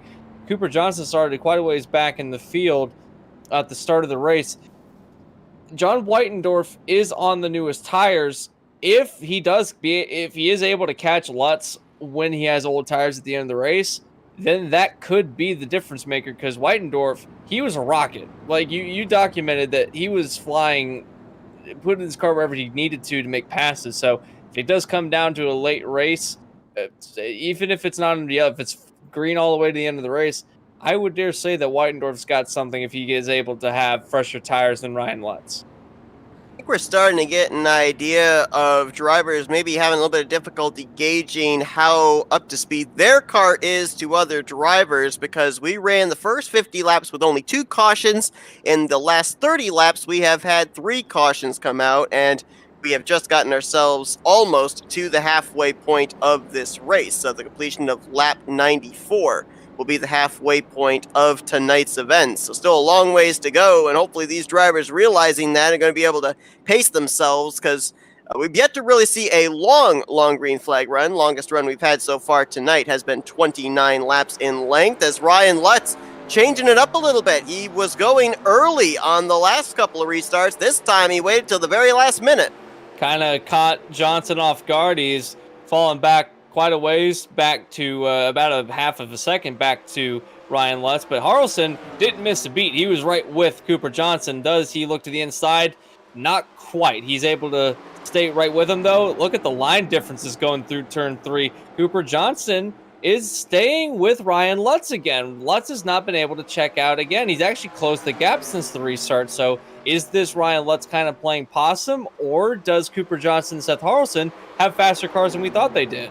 Exactly. See, we're only able to go off the telemetry and the lap times. We're not able to really know what the driver is thinking, whether he's actually not able to run away from a car, or if he is trying to save his stuff and manage the gap, as Seth Harrelson was putting the pressure on Cooper Johnson for second, lost a little bit of ground there, and might fall back into a battle for third place with Christopher Morse Jr. and Jay Counshell. Yeah, and those two, Morse and Houndshell, are definitely closing in the gap to Harrelson. Harrelson's having a couple of really struggling turns. He's almost bended into the outside wall a couple times, and now here comes Morse Jr. He knows that he is the 07 is having some hardships, it's going to look to pounce on that. If you look in front of them, though, they're all 5 of these cars. Whoa! It's in the wall! First mistake we've seen all night long out of the 36. Even the race leader cannot avoid getting a Darlington stripe. That is typical Darlington. No one is safe, and now he's lost so many spots. Oh! Is that Hound Show? Hound Show was spinning, and Seth Harrelson got into the outside wall through turn 2. And now that's going to allow Cooper Johnson to go to the race lead. So the lead just changed hands 3 times in the course of 1 lap. This is Darlington, not Talladega. This is proper Darlington racing that we're seeing. That's amazing. So 2 laps ago, it was pretty cut and dry. Now Lutz is struggling. You can see that shot to the outside, and that wasn't a light brush either. That was a shot he took to the outside wall. So there is something definitely not handling right on that 36 machine now. He is struggling to even keep up with Christopher Morse, and he was a lightning bolt earlier on the race. And oh, by the way, that lightning bolt that we were talking about earlier, Whitendorf, he's caught up to these 4 cars, and he's now trying to challenge for the 4th place position. Absolutely has. He is about to crack the top 5. He actually just did crack the top 5 and now looks to work his way up back to the race lead where he was after playing some strategy about 30 laps ago. Right now, the driver in the field with the freshest tires, highest running, would be Hank Steinmiller. He was on pit road under the last caution, but he's only been able to make his way up to the 9th position. And Ryan Lutz, he's back for the race lead as now Cooper Johnson brushes the outside wall. We've taken a couple onboards here tonight, and a big reason why these drivers are brushing the wall here tonight, even more so than you would expect, a lot of them are running just a paper-thin distance from the outside wall through these corners, so there's little room for error. Yeah, no kidding. And right, we saw that Johnson hit the wall in a very similar fashion to Lutz a couple laps before him, so something about the entrance to turn 3 that these drivers are really not liking. Look at that. I don't know if you saw that or not, but Johnson really sent it into turn 3, almost got to the inside of Johnson. Now, these cars are on level playing fields at the moment, it seems, because Lutz, with that damage, not really driving the best that we've seen that 36 car run tonight. So these drivers behind him, they smell blood in the water, and they are trying to stick right with him. And give a shout out to someone who has just cracked into the top 5. Travis Braden with the fresh tires has gotten around Whitendorf. Now he's in the 5th position. Swung around the outside of John Whitendorf. This might be a case of Travis Braden saying, I want to go. John Whitendorf saying, yeah, go ahead. I'm going to save my stuff back here, because he had made his way up there to this lead pack. Now I think he's just kind of waiting, seeing what happens as he's going to observe this battle for 2nd place. Cooper Johnson up high and dry. He's going to lose 2nd to Morse, 3rd to Harrelson, possibly 4th place to Travis Braden before they even get out of turn 2. And 5th to Whitendorf. He has fallen 4 positions in the span of 2 turns. So that is... Is he pitting? No, he stayed out. Yeah, he was really slow there through turn 3. I wasn't sure if maybe he was going to come to pit road or not. No, I saw him blow up a little bit, though. There's something that's not handling very well in that 14 car, and I want to bet that whatever it is also hindering the progress of the 36, because, again, they hit the wall about exactly the same way. So whatever is slowing down the 14 is definitely hindering the 36, because look at this. Here comes Morse, we were talking about. Hasn't won a race so far this season. We're pretty late into the early part of the season. So it's about time that 3's knocking on victory lane's door, and he is right there to Lutz, only about half a second, not even half a second. And right now, in terms of lap times, he's running only about maybe 4/100 slower than Ryan Lutz. And right there, you saw Ryan Lutz actually get really loose out of turn 2. So yeah, that 36, the handling, not like what it used to be before he got up into that outside wall. And for Morris, I think what he's trying to do is run about a half groove lower, trying to find some clean air, allow that clean air to get to the nose, because that's affecting his ability to turn off the corner, as we've had an exchange for 3rd. That's 78 of Travis Braden. He is coming. He's been laying down the fastest lap times the last 3 or 4 laps. And he's running very much like what Ryan Lutz was early on in the race. He was running up, kind of diming it into turn 1 and 2, running right up against the outside wall after running on the inside on corner entry, and then down the inside on corner exit, but he gets a piece of the wall through turn 4. So that progress might be a little bit hindered. There's been a lot of stripes getting hit through turns 3 and 4, which is typical. This is nothing new to anybody that has seen very many races at Darlington, but if this is your first time seeing a race at Darlington, this is typical. We would be kind of jumping up and down at the sight of someone hitting the wall at other tracks, but it's pretty normal to see a lot of these cars having some paint jobs a little bit scraped off at the end of a race. Absolutely. The right sides get used up here at Darlington, whether by choice or not by choice. Somehow the Lady in Black's always going to get you as we got the battle now for the 4th position. John Whitendorf managed to get around Seth Harrelson, who had to check up when Braden got into the wall in front of him, but Harrelson wants that spot back so much that he actually was up into the back bumper of John Whitendorf through corners 1 and 2 on the last lap. This is about the difference that a 15 lap or tires will make. Oh, Harrelson with a hard shot to the wall, and that was something that we saw Lutz and Johnson make earlier. So there is definitely something about overdriving turn 3 that you don't want to do. But I was about to say, this is we're seeing the difference that 15 laps on a run makes. And Harrelson again into the outside wall, this time in turn 1. That's not a brush. That was a shot. The right front actually came up off the ground. He has pancaked that machine. Man, that's going to be some major handling. She's gotten into Jared Campbell going down the back straightaway. That car is not handling at its top form, just barely keeping it off the wall going through 3 and 4. Now he's going to try and go back at Campbell, but twice in different laps, but twice he's hit the wall and pretty hard shots that second time. So hopefully that car is handling not handling as poorly as it could be. Steinmiller there in the 63 mentioned he was the first driver off pit road with the freshest tires under the last caution, and Gerald Campbell now up to 6th place. I will put an asterisk on this. Defending winner of this race. He ended up coming to pit road 1 lap early last year, but definitely was a dominant car last season. We really haven't seen him up at the front, so to speak, in the lead, but he has been up as high as 3rd place tonight, right now, just outside of the top 5. Indeed so, running 6th place position, and he is running 5th in the standings at the moment. He is 88 points back to the interim leader. Look at this battle for the lead. 3-way battle, actually 4-way battle. John Whitendorf's in the mix. Throw a blanket over them. That's only 3/10 separation between your top 4 right now. And Travis Braden is in 2nd place, so he fell back earlier in the race. Now, with fresh tires, has kind of found new life, running very quickly at the moment. Has put Lutz back to 3rd place. I want to bet that Lutz might have hit the wall coming into turn 3, because I don't think that Morse was that close. Certainly not Braden being that close.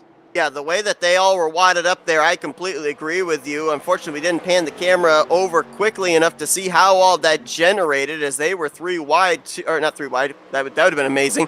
2 wide, 2 rows deep there when we did actually pan to it, moving Christopher Morse Jr. to the race lead, Braden to 2nd, Lutz back to 3rd, and now Whitendorf in the 4th position. One thing we don't know, Anthony, is the fuel window for these drivers. So we really don't know when they're going to have to go to pit road, but it might be a moot point as Travis Braden will save it after he gets into the wall and loops it around almost off of turn 4. I've said it once and I'll say it again. What a fantastic save. We've seen some really good saves on the part of a lot of these drivers tonight, and the latest one being Travis Braden. You can definitely tell some of these guys are used to dirt tracking, and you got a little bit another shot to the outside wall coming out of it too, but man, that 78 was fast. You gotta feel bad for him, though. He had a hard in the wall. He's collected the 63 of Steinmiller. Now that's one of the Hound Show. That's Jake Hound Show that's been involved in turn 4. Gerald Campbell tried to sneak through, but I think he got a little piece of the 0-2 of Hound Show as well. So a 4-car incident there in turns 1 and 2 brings out the 6th caution of the night. And that was a case of the car not feeling quite as well as it might have been earlier, and just misjudging the entrance into turn 3. And man, that was a really hard shot on the outside wall. Go back and take a look at it here. It was a battle for, I believe, the 9th position at the time between Braden and Steinmiller. You're just going to see it here. And this looks so much like what we saw happen to Seth Harrelson, where he got into the wall once and then got into the wall a second time. It's just kind of like as soon as you hit the wall and sustain that damage, the car does not want to turn on corner entry. very the wall is very attractive to these cars, especially if they hit it once. So it's like a magnet; it just pulls you in after you get that one. And there's some science to that. When the car gets a shot to the wall, you think that you can drive it into the next turn exactly like you did the lap before, but there is a little bit more damage. So your entry to the turn might be a little bit different, and so you kind of overdrive it without thinking about it and not meaning to do it. You kind of overdrive into the turn, but second time tonight we've seen that happen where just a misjudge into turn 3 has caused some drivers some grief. Everybody is down pit road this time, and I believe John Whitendorf is actually going to win the battle off pit road, and I think a big reason for that is a number of your race leaders actually had to spend a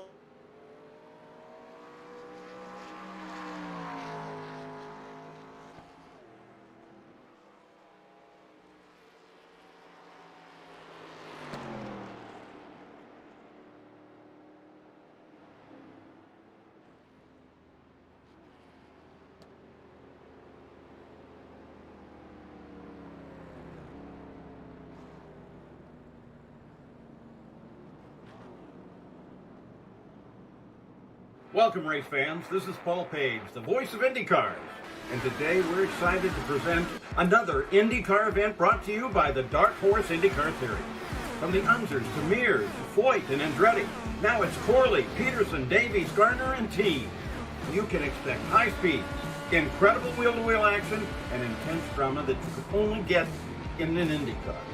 So sit back and enjoy your favorite drivers from all over the world take the track. Dark Horse IndyCar drivers, start your engine.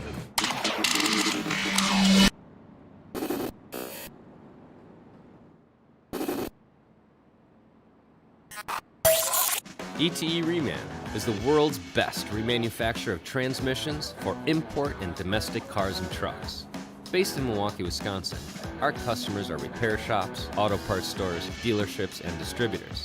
And with 6 nationwide warehouses, we're where and when you need us. So when you're looking for a transmission that is like new, only better, instill confidence and install ETE Reman.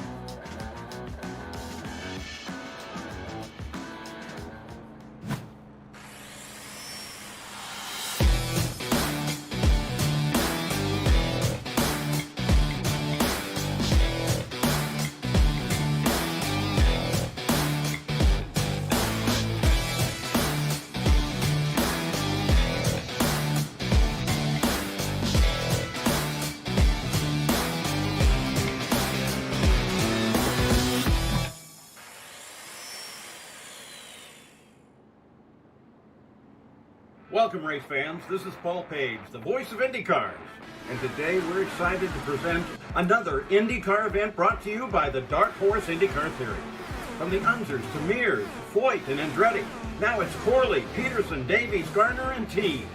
You can expect high speeds, incredible wheel-to-wheel action, and intense drama that you could only get in an IndyCar.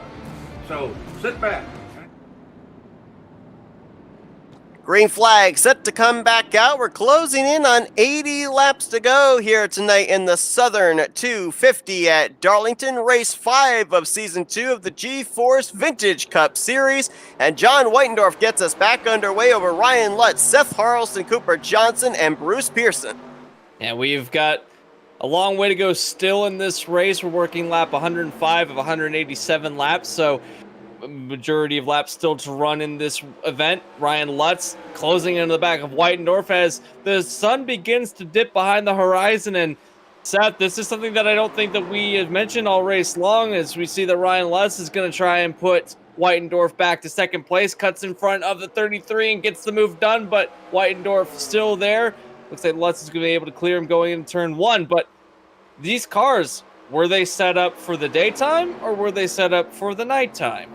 Yeah, see, that's the thing is, Seth Harrelson running way up there against the wall, maybe actually rode the wall through 1 and 2. But yeah, I mean, there's two things that come into play. That, as well as the fact that Darlington, Lutz gets again in the 36 gets the wall. But, you know, not only do you have to deal with the daytime and the nighttime conditions, two entirely polar opposite things, But Darlington Raceway is not your typical track. The two corners, 1 and 2, 3 and 4, entirely different. This is actually an egg-shaped racetrack if you look at it from an aerial view. It's a nice sweeping 1 and 2, but you get over to 3 and 4, it is a much more congested, more of almost an acute angle type corner. And so you've not only got to have your car set up for the daytime and the nighttime, but oh yeah, you got to have it set up for 1 and 2 and 3 and 4. It's an interesting track that these guys have to deal with when they come here, and there's an interesting history behind why turn 3 and 4 is like that, and it involves a very distraught farmer not wanting to give up his land to the track owner, so they came up with a compromise where it actually ran adjacent to his farm. So that is why turns 3 and 4 are much tighter than turns 1 and 2. It's supposed to be a track more akin to what is now the modern day. What is, I guess, the closest thing that would be now is a modern day homestead, but no, we get a really unique track out of it. And because of that, these drivers, when they come to these tracks, it's a game of battling the setup, because it's typically ran, it used to be ran as a completely day race. Now it's run as a day to night transition, meaning that you have to come in with the challenges that come with the day to night transition, and you have to come in with the challenges of 2 of your turns are completely different than 2 of the other turns. So it's a balancing act, and one that some people have perfected, one that some people are still trying to perfect, is we've seen a lot of different cars take lots of different entries into these 2 turns, and no one quite runs the same line that I've noticed, even if their cars are kind of set up the same way.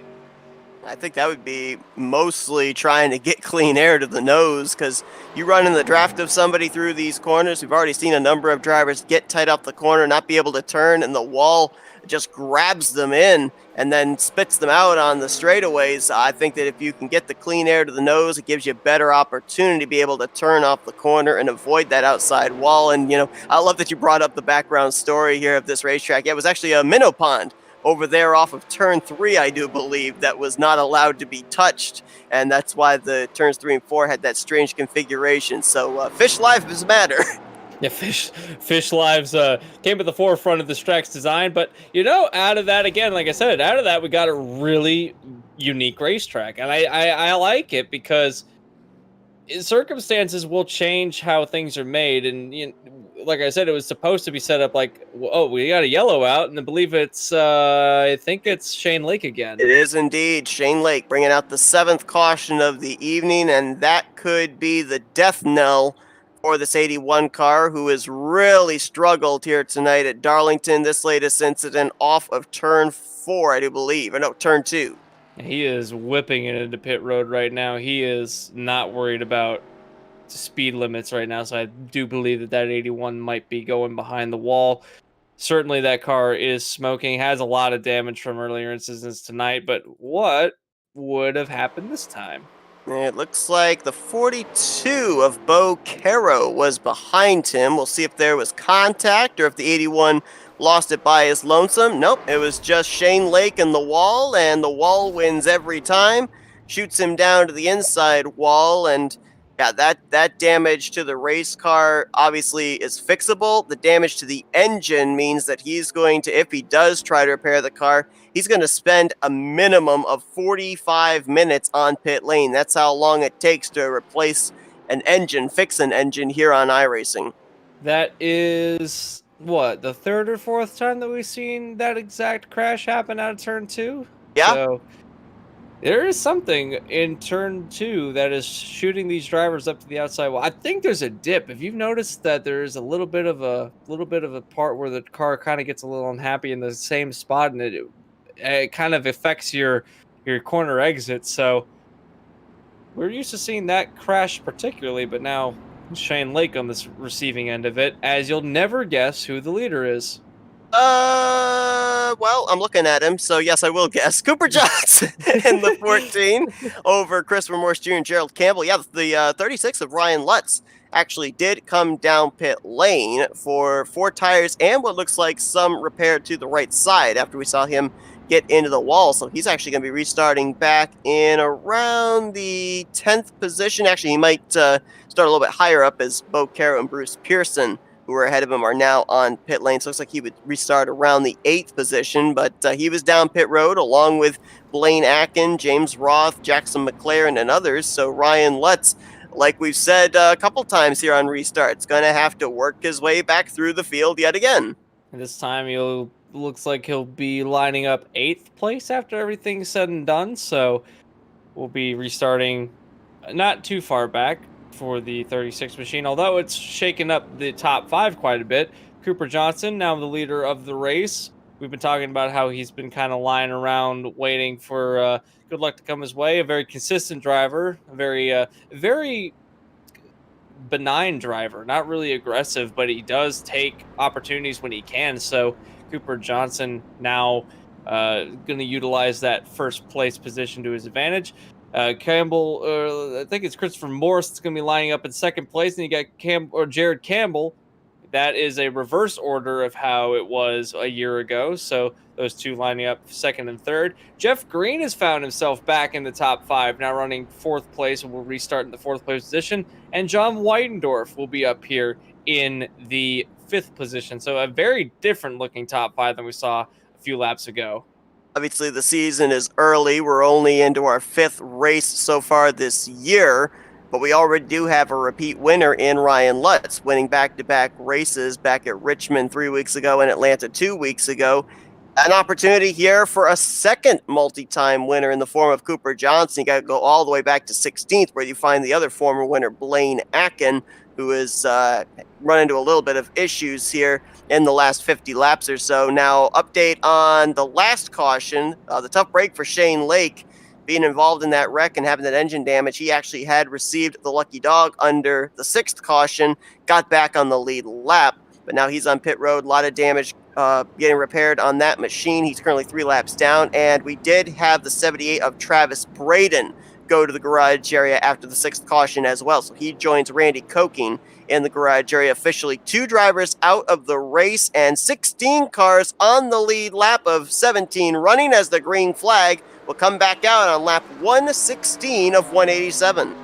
Cooper Johnson kind of caught Christopher Morse sleeping a little bit. He pulls out quite a bit of advantage, but now Morse Jr. is going to be right back to the back end of the 14 machines. Also got Jared Campbell coming right with him. Look at the speed difference between Morse and Johnson coming out of turn 1. That 3 is a lightning bolt right now. Morse Jr. looks like his car really good from the center of the corner off, and he has closed up the gap with that between himself and Cooper Johnson for the top position. The reason being, Ryan Lutz, he is moving. He's getting around Seth Harrelson for 6th, and now sets his sights on the top 5.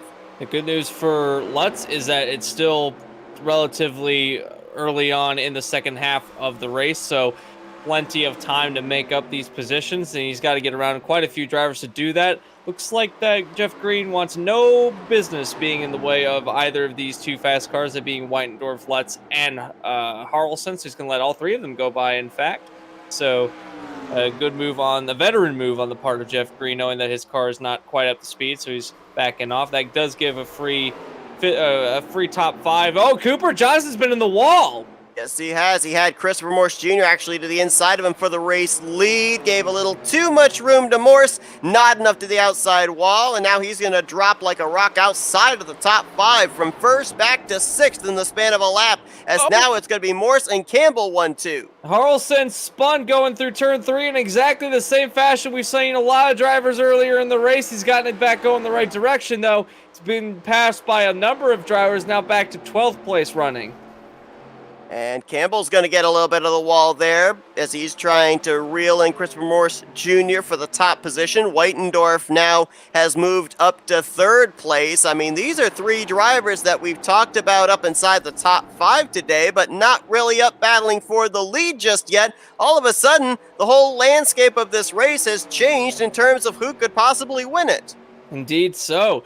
We've seen that Lutz had speed earlier in the race. He still has some, but now he's kind of falling back a little bit due to the fact that he's hitting the wall a number of times, kind of on par. Look at the recovery from Cooper Johnson, though. He's caught right back up to Lutz, so that 14 machine still quick. That Darlington stripe hasn't really affected him in the top speed department, but Christopher Morse Jr. still looking for his first win of the season. Weidendorf just got past Campbell for second place, so Weidendorf looking to lead his first laps under green this race so far. You know, it's interesting because you brought up the point how it's so normal for us to see these drivers going up, getting to the outside wall. To that point, all these drivers here tonight, it's kind of a comparison between who hits the wall the lightest, who hits the wall the hardest, as to how your race car is as opposed to the drivers around you, because all these drivers coming in tonight were pretty much able to figure, well, I'll still be on a level playing field with them because we're all going to have right side damage. Yeah, exactly. It's kind of a given. You're going to have damage on the right side of the car at some point. I've heard, and I don't know if this is true or not, but I've heard that some drivers will purposely set the car up that when you do get hit into the right side of the car, it actually corrects the car so it makes it run faster. I don't know if that's true or not, but it might be, considering we've seen a lot of drivers after they've hit the wall, they seem to have gotten faster through the turn. So a little bit of maybe, but I'm not entirely sure how true that is. Well, usually there's portions of the field that we dub the fun zone, where everybody's racing double wide nose to tail. Yeah, 7th place on back is where that's going on right now. Jackson McLaren, great run out of the 7 car, as he's currently in 7th. Blaine Atkin there in 8th. Michael Blanton, Hank Steinmiller, Jake Hounshell, and Seth Harrelson all were in this mix here. It's kind of broken up in the last lap and a half or so, but still good 3-4 car battle for the 7th spot. Whoa, contact, and Blaine Atkin saves it yet again. Wow. That was a shot coming out he got into the back of McLaren, but was able to hold on to it. Now Blanton's going after McLaren, and you got to wonder how many times you have to do that before your car snaps around, because there's plenty of times that we can hark all the way back to Rockingham. That 44 car spent more time going sideways than it did going straight, it seemed like. So this driver, Atkin, he is on fire when it comes to driving this car sideways. And it's incredible, too, with the saves we've seen here tonight, because the one thing that we talk about with these 87 cars that they are very much so lacking in is the low downforce department. And usually to save a race car that's sideways, you need that low downforce. Usually a big spoiler will allow you to be able to gather the thing back up. We talk about how these 87 cars have that very low spoiler, not a whole lot of air being able to be caught, which is why we see them all the time at the mile and a half super speedways being so loose going into the corner. The fact that drivers have been able to save their race cars with the lack of downforce thereof has actually been a feat in and of itself. Indeed, and more tracks we're going to go to later on in the season is going to highlight that even more. But, Blanton with a hard shot on the outside wall right in front of Atkin, and those two almost came together in a very interesting way, but still running.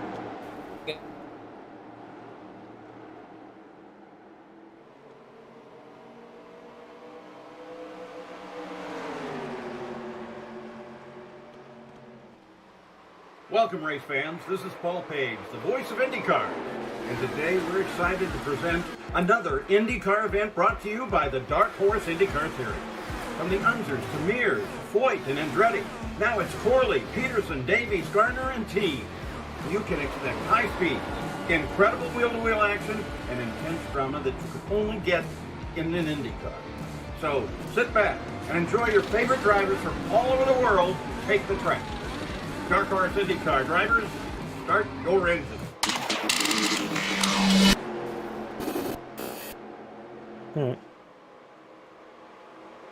Apologize for the little technical difficulty there. We'll go back here to what Anthony was talking about here.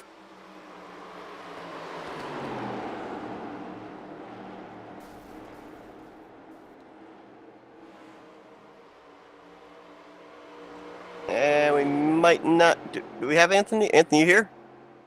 Yeah, you cut out for a second there. Oh, okay. My apologies. Got a battle for the lead. We do have a battle for the lead at the moment. Morse and Weidendorf is battling for the lead of the race, and it's a pretty big battle right now, because if you look at the background, here comes Lutz. This is going to turn into a three-way battle for the lead very quickly, and these cars are kind of running at the same pace at the moment. So we saw back with Jackson McLaren and company how they were running. Imagine when you've got battle for the lead going on, and the laps are ticking away. So there's not a whole lot of time left for these drivers to really get a position down. And we went back green on lap 123.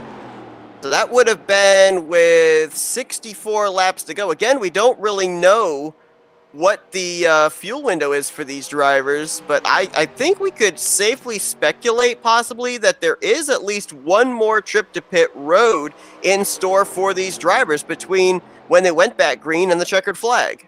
If not just to get tires, I feel like these drivers would have to they would have to have a Herculean feat to make it the rest of the way on these tires. Whether or not they can do it on fuel or not. Oh, Jake Countshell! Off of turn 2, I think he kept it straight. No, he is still spinning. The caution is going to come out. And that is a moot point that we were talking about, because now all these drivers are going to come down pit road. Never fails. If you talk about green flag pit stops, the caution comes out. There's also some right side damage there to Bruce Pearson. I think that was just from him getting up into the wall at some point during this green flag run. I think the contact took place between Seth Harrelson and Jake Countshell for position. I believe you are correct. Yeah, just a little bit of a tap that the O2 got. He almost saved it, but then overcorrected and got sent spinning down the back straightaway, although he didn't hit anything, so not a whole lot of damage on that O2 car. Very fortunate that oncoming traffic either avoided or did slow down for him. I think that was Jackson McLaren going by, Anthony Guarneri going by. There's James Roth. A couple of drivers here tonight have not been so lucky spinning in the middle of the track and drivers not slowing down, nailing them. So, to your point, not a whole lot of contact there for Jay Countshell. He should still be okay and still have a semi-competitive car here for the final 40 laps of this race. So, interesting statistic. Christopher Morse Jr. was running as the leader of the last run that we were on. He was on a 40-lap stint. The drivers behind him were on a 19-lap stint. So if we wanted to know what the difference that new and old tires were going to be, Christopher Morse Jr., I would dare say, might have the fastest car on the racetrack at the moment. He is getting 2 tires under this pit stop now as he's down and away coming off of pit road. Does he get out of pit road first is the question, but do you think that Morse might have more up his sleeve than we thought, or do you think that Ryan Lutz is throwing the dice? I think he took a 2-tire stop. That's exactly what Ryan Lutz did. He came down pit road third, will come out the race leader, and he is the only driver in the field here under this caution that's going with the right sides only strategy. Could play dividends. We saw earlier that right sides weren't really that much different than left sides, depending on how your car was set up. So, Ryan Lutz, this is a major dice roll. We're working lap 133, make that 134 now. So, still a little ways to go. I don't know, man. It might be a little too far out to say, but with more than 20, 25 laps to go, what do you think of the call? Do you think it's a good one? I am not really all in that much agreement with the call. I thought that the reason he got off of pit road before I looked at telemetry was because I thought he had the number 1 pit stall. But with everybody else behind you taking 4 tires, yeah, you've definitely got yourself your track position, but going back to a point that you made, Christopher Morse Jr. seemed to be one of the more consistent fast cars in that last run. We saw Cooper Johnson able to hang tough with Ryan Lutz back during the second and third restarts. And you've now got Blaine Akin back up in the vicinity as well as John Whitendorf. These are drivers we know have had good pace here tonight, and I just don't know if that 36 is going to be able to hold them off with those older left side tires. And that we'll have to see how that plays out in the closing laps as we're coming down to only a handful to go. The 4th place driver, Blaine Atkin, remember earlier in the race that we saw him got pounded in the outside T-boned, in fact, on the side of that 44. It doesn't seem like it's hurt him too much. He's running in 4th place, and he hasn't lost that much speed. I don't know if he has a car to contend for the lead of the race, but he's trying to salvage anything he can. If he get a top 10, that would be a significant victory over what happened earlier in the race. Yeah, and of course, big picture. Obviously, he would love to be able to pick up his second win of the season, but right now, he is targeting wherever that 3 car is running since the 2 of them came into this race separated for the points lead by 13 points. So he's got to at least keep at Goodwrench Chevrolet within striking distance, if not finish ahead of him, so that way he keeps his advantage going into next week, which could be advantage Blaine Akin, as we're going to be loading him up for the short track of North Wilkesboro. Yeah, going to a throwback track for these throwback cars. So this one is a throwback as well. It's one of the older tracks on the entire circuit, but North Wilkesboro doesn't even host races anymore, so you get to go back to a classic track. But the pace car is going to peel off of pit road. Lutz, Morse, Johnson, Akin, that's your top four. We're back to green. Looks like the run that Lutz got off the restart was amazing. He checks out away from Morse, but Morse checks out away from Johnson. Looked like they caught both of them sleeping. Yeah, Johnson was caught sleeping. Whitendorf was caught sleeping. There were a lot of drivers that were not ready for when the 36 was going to accelerate, as Akin trying to get to the inside of Cooper Johnson for third place. That is 3rd through 6th that you're looking at in your shot right now. John Whitendorf now to the inside of Blaine Akin. We have officially gotten word Shane Lake has brought his wounded machine to the garage area. Looks like he will finish in potentially the 19th position, as Jose Medina, who was airborne, as Blaine Akin going to get forced up in the wall, but Jose Medina, who was airborne on the front straightaway in the first half of this race, has returned back to the track. He does have to complete 23 laps to be able to pass both Travis Braden and Shane Lake to move up to 18th position with 51 to go. That is certainly possible. Indeed so, and Jason Houndshell has not gone off of pit road. He's still sitting on pit road. He's spent the better part of 45 minutes on pit road at the moment, so still working on that 00, try and get him back out in the track and see if he can gather anything from this night tonight. Although I think with the laps the way they're running, I think that 21st is going to be all that 00 is going to get, unless something happens to the 43, which is the closest guy to him at the moment. So still all hope isn't lost. Akin gets the wall again, this time through 3 and 4, and now Jeff Green is going to capitalize. Had a great battle for the lead going on there moments ago between Christopher Morse Jr. and Ryan Lutz. Near contact exchanged between those two, as now Michael Blanton puts the pressure on Blaine Akin. It is kind of looking like we are seeing that Blaine Akin, his car, it's strong enough to stay up in the top 10, but not strong enough to get up there and mix it up with the race leaders. Is Hank Steinmiller going to move around Cooper Johnson? Now, Hank's a driver we haven't talked a whole lot about here tonight. Kind of been waiting back in the wings. It might be go time for the 63.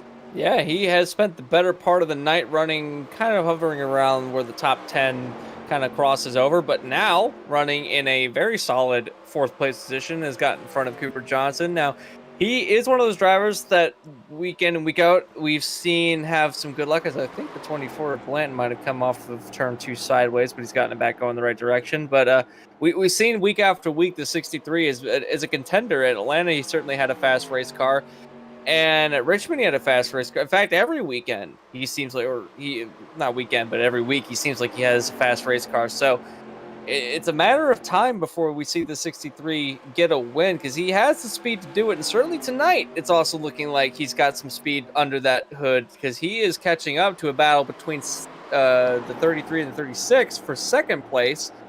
Could we see Steinmiller pull this one off? Oh, Morse got the wall, and he got it for a long time. So now it's going to be a 3-way battle for the race lead, maybe a 4-way battle for the race lead if Steinmiller can get up here. Lutz has taken the lead back. Here comes Whitendorf. Whitendorf, another one of those drivers that's consistent week after week, up in the top 5 of these races, and now he's looking to set his sights to get into the 2nd place over Christopher Morse. To the inside, goes to 33 on the 3, does it with ease, gets the position done. Now he's going to set his sights on the race leader. So back to what we were seeing earlier in the race, with Lutz leading and Whitendorf very close behind. Morse also in tow. Here comes Steinmiller. Cooper Johnson's fallen back to 5th place. Jeff Green, Blaine Akin, Jackson McLaren, Michael Blanton, and Jared Campbell, it makes up the top 10. Campbell would have been the winner last year, and we're going to keep bringing that up to rub it in, but he is running now in the 10th place position after some hardships for that 31 machine. We got a battle for the lead, though, between the 36, 33, and 3. Woo! Woo. Got a little contact right there. Rattling the cage of Ryan Lutz was John Whitendorf. Contact in the left rear quarter panel. And whoa! Christopher Morse driving it deep there into the corner and getting loose for his troubles. That almost shot him up into the outside wall, but he did bring it back down, somehow keeping that 3-car going in Oh, the we got a right yellow. direction. Oh, we do, and that's the O'Caro. 42. Oh, no, and that's Jose Medina that's slow as well. I'm sorry. O'Caro has hit hard. I saw the 42, and I thought it was the 43, but yeah, you're right. The Bocaro is smoking on the front straightaway, and that is going to be day done as he's pulled off and is teleported to pit road. Second hard lick that he has taken tonight. His first one was off of turn 4, hard into the outside wall, and this time looks like it was another exchange between his machine and the outside wall, this time over in turns 3 and 4. And that is very similar to what we saw happen earlier in the race. And it just seems like when these cars, when they grab the wall, it makes them super unhappy. And it kind of bounced a little bit when he hit the wall. And I mean, these cars, again, don't have very good aerodynamics in the sense of a modern car. So when you hit a wall, it's more or less going to bounce your car up rather than keep it pinned to the ground. But man, that was a hard shot. And now it's decision time. With this caution coming out, we're going to be getting a restart within the 40 lap to go vicinity. We did have some takers on pit road, including John Whitendorf in the 33, Hank Steinmiller, Michael Blanton, Jay Counshell, Anthony Guarneri, James Roth, Bruce Pearson. Whitendorf and Steinmiller, let's remember, were running up inside of the top 5, so they're giving up quite a bit of track position to come down pit road and possibly put on their final set of tires. They do have an advantage, though. They are good to go the rest of the way if this were to come down to a final green flag run to the end of the race. We are still unsure what the pit window is for these drivers, and we haven't really gotten to the point where we've had to worry about it. But with 40-plus laps still on the table, it's very possible these drivers might not have enough fuel to make it to the end of the race. We're working on a 13-lap stint for most of the top 10 back to John Whitendorf, the first car that pitted. So, here comes Morris. He's coming down pit road, so he knows something as well. I have a feeling that these drivers can't make it on fuel, or they're razor edge on fuel to the end of the race.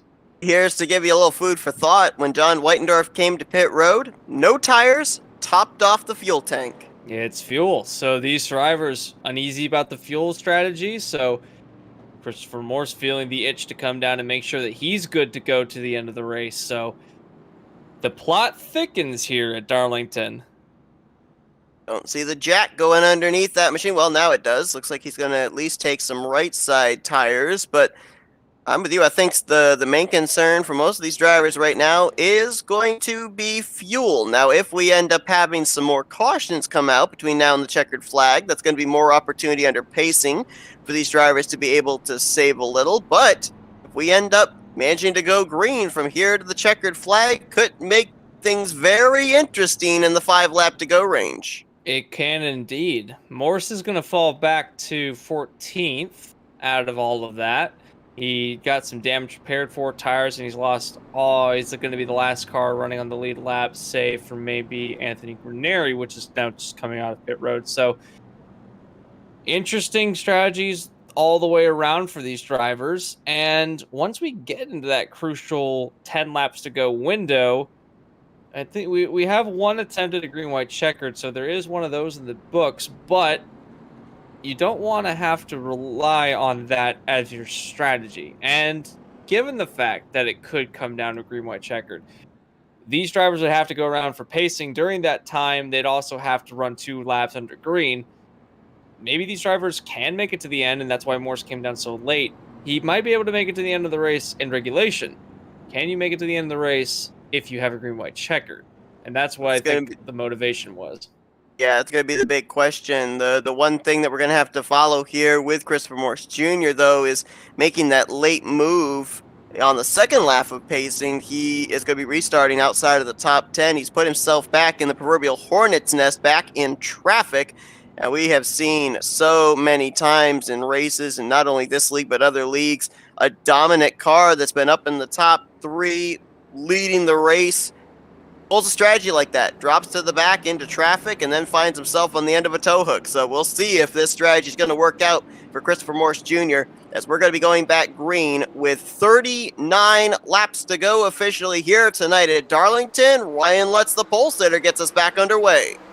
And he did not get very far away from Cooper Johnson either, so Johnson's going to stay right with him. Jeff Green now running in third place. He's kind of slinkied his way through the field, now finds himself back in top 3. Blaine Atkin finds himself in 4th place. Here comes McLaren trying to go to the inside of Campbell, but Campbell just too strong on the outside.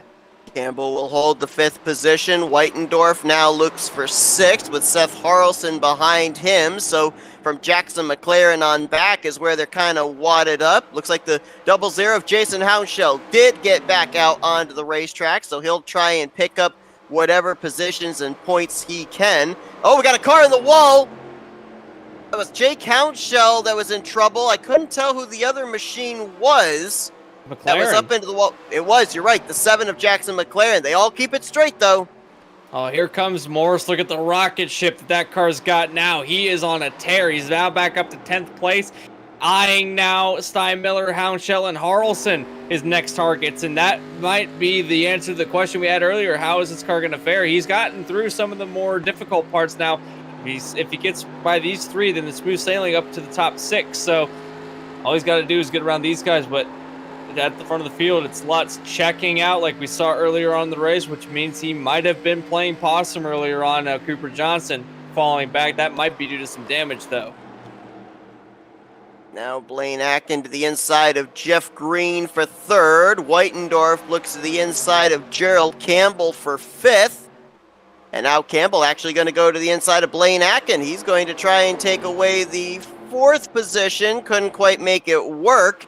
A lot of drivers trying that inside line right now, not finding much success. And Campbell almost got into the side of the 44 as well. That could have ended in disaster for both of them.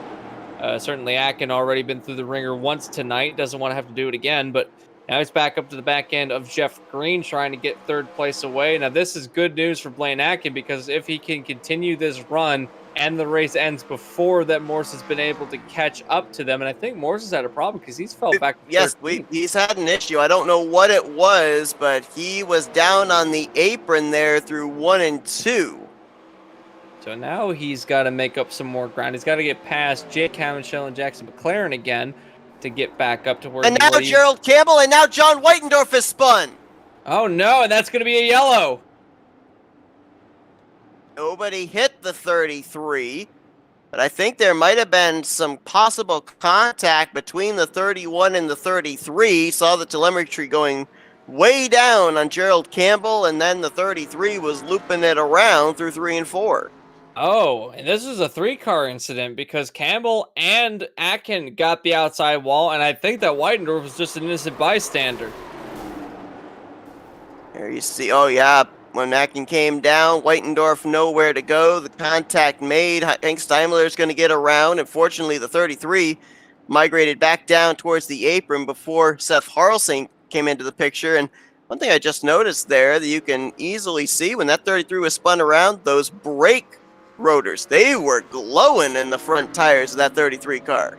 These guys have been on the brakes quite a bit tonight, certainly getting into turn 3, so we're not used to seeing these cars use much brake at these tracks. And man, just there's a lot that happened there, and that's a pretty significant shot to the 33. Now, it's lucky that he didn't get clobbered by these drivers, but for the most part, he might be okay. He's lost a ton of positions, though. Ryan Lutz is now in 12th place.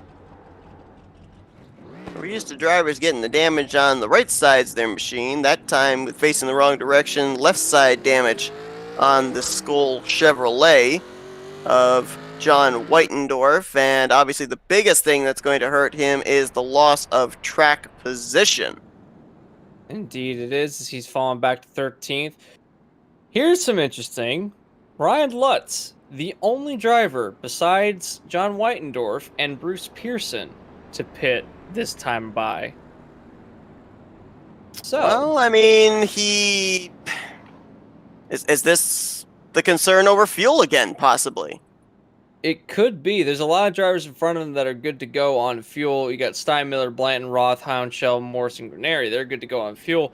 Johnson, Green, Atkin, Campbell, Harrelson, Steinmiller. Steinmiller's fine. So those top 5 that we're dealing with at the moment, they might be questionable to make it on fuel. But Ryan Lutz, this is quite a ways back that he finds himself. He's got a fast car, but does he have a fast enough car that if this does go green flag and these guys front can make it, is it possible for him to make it up in the amount of time we have left?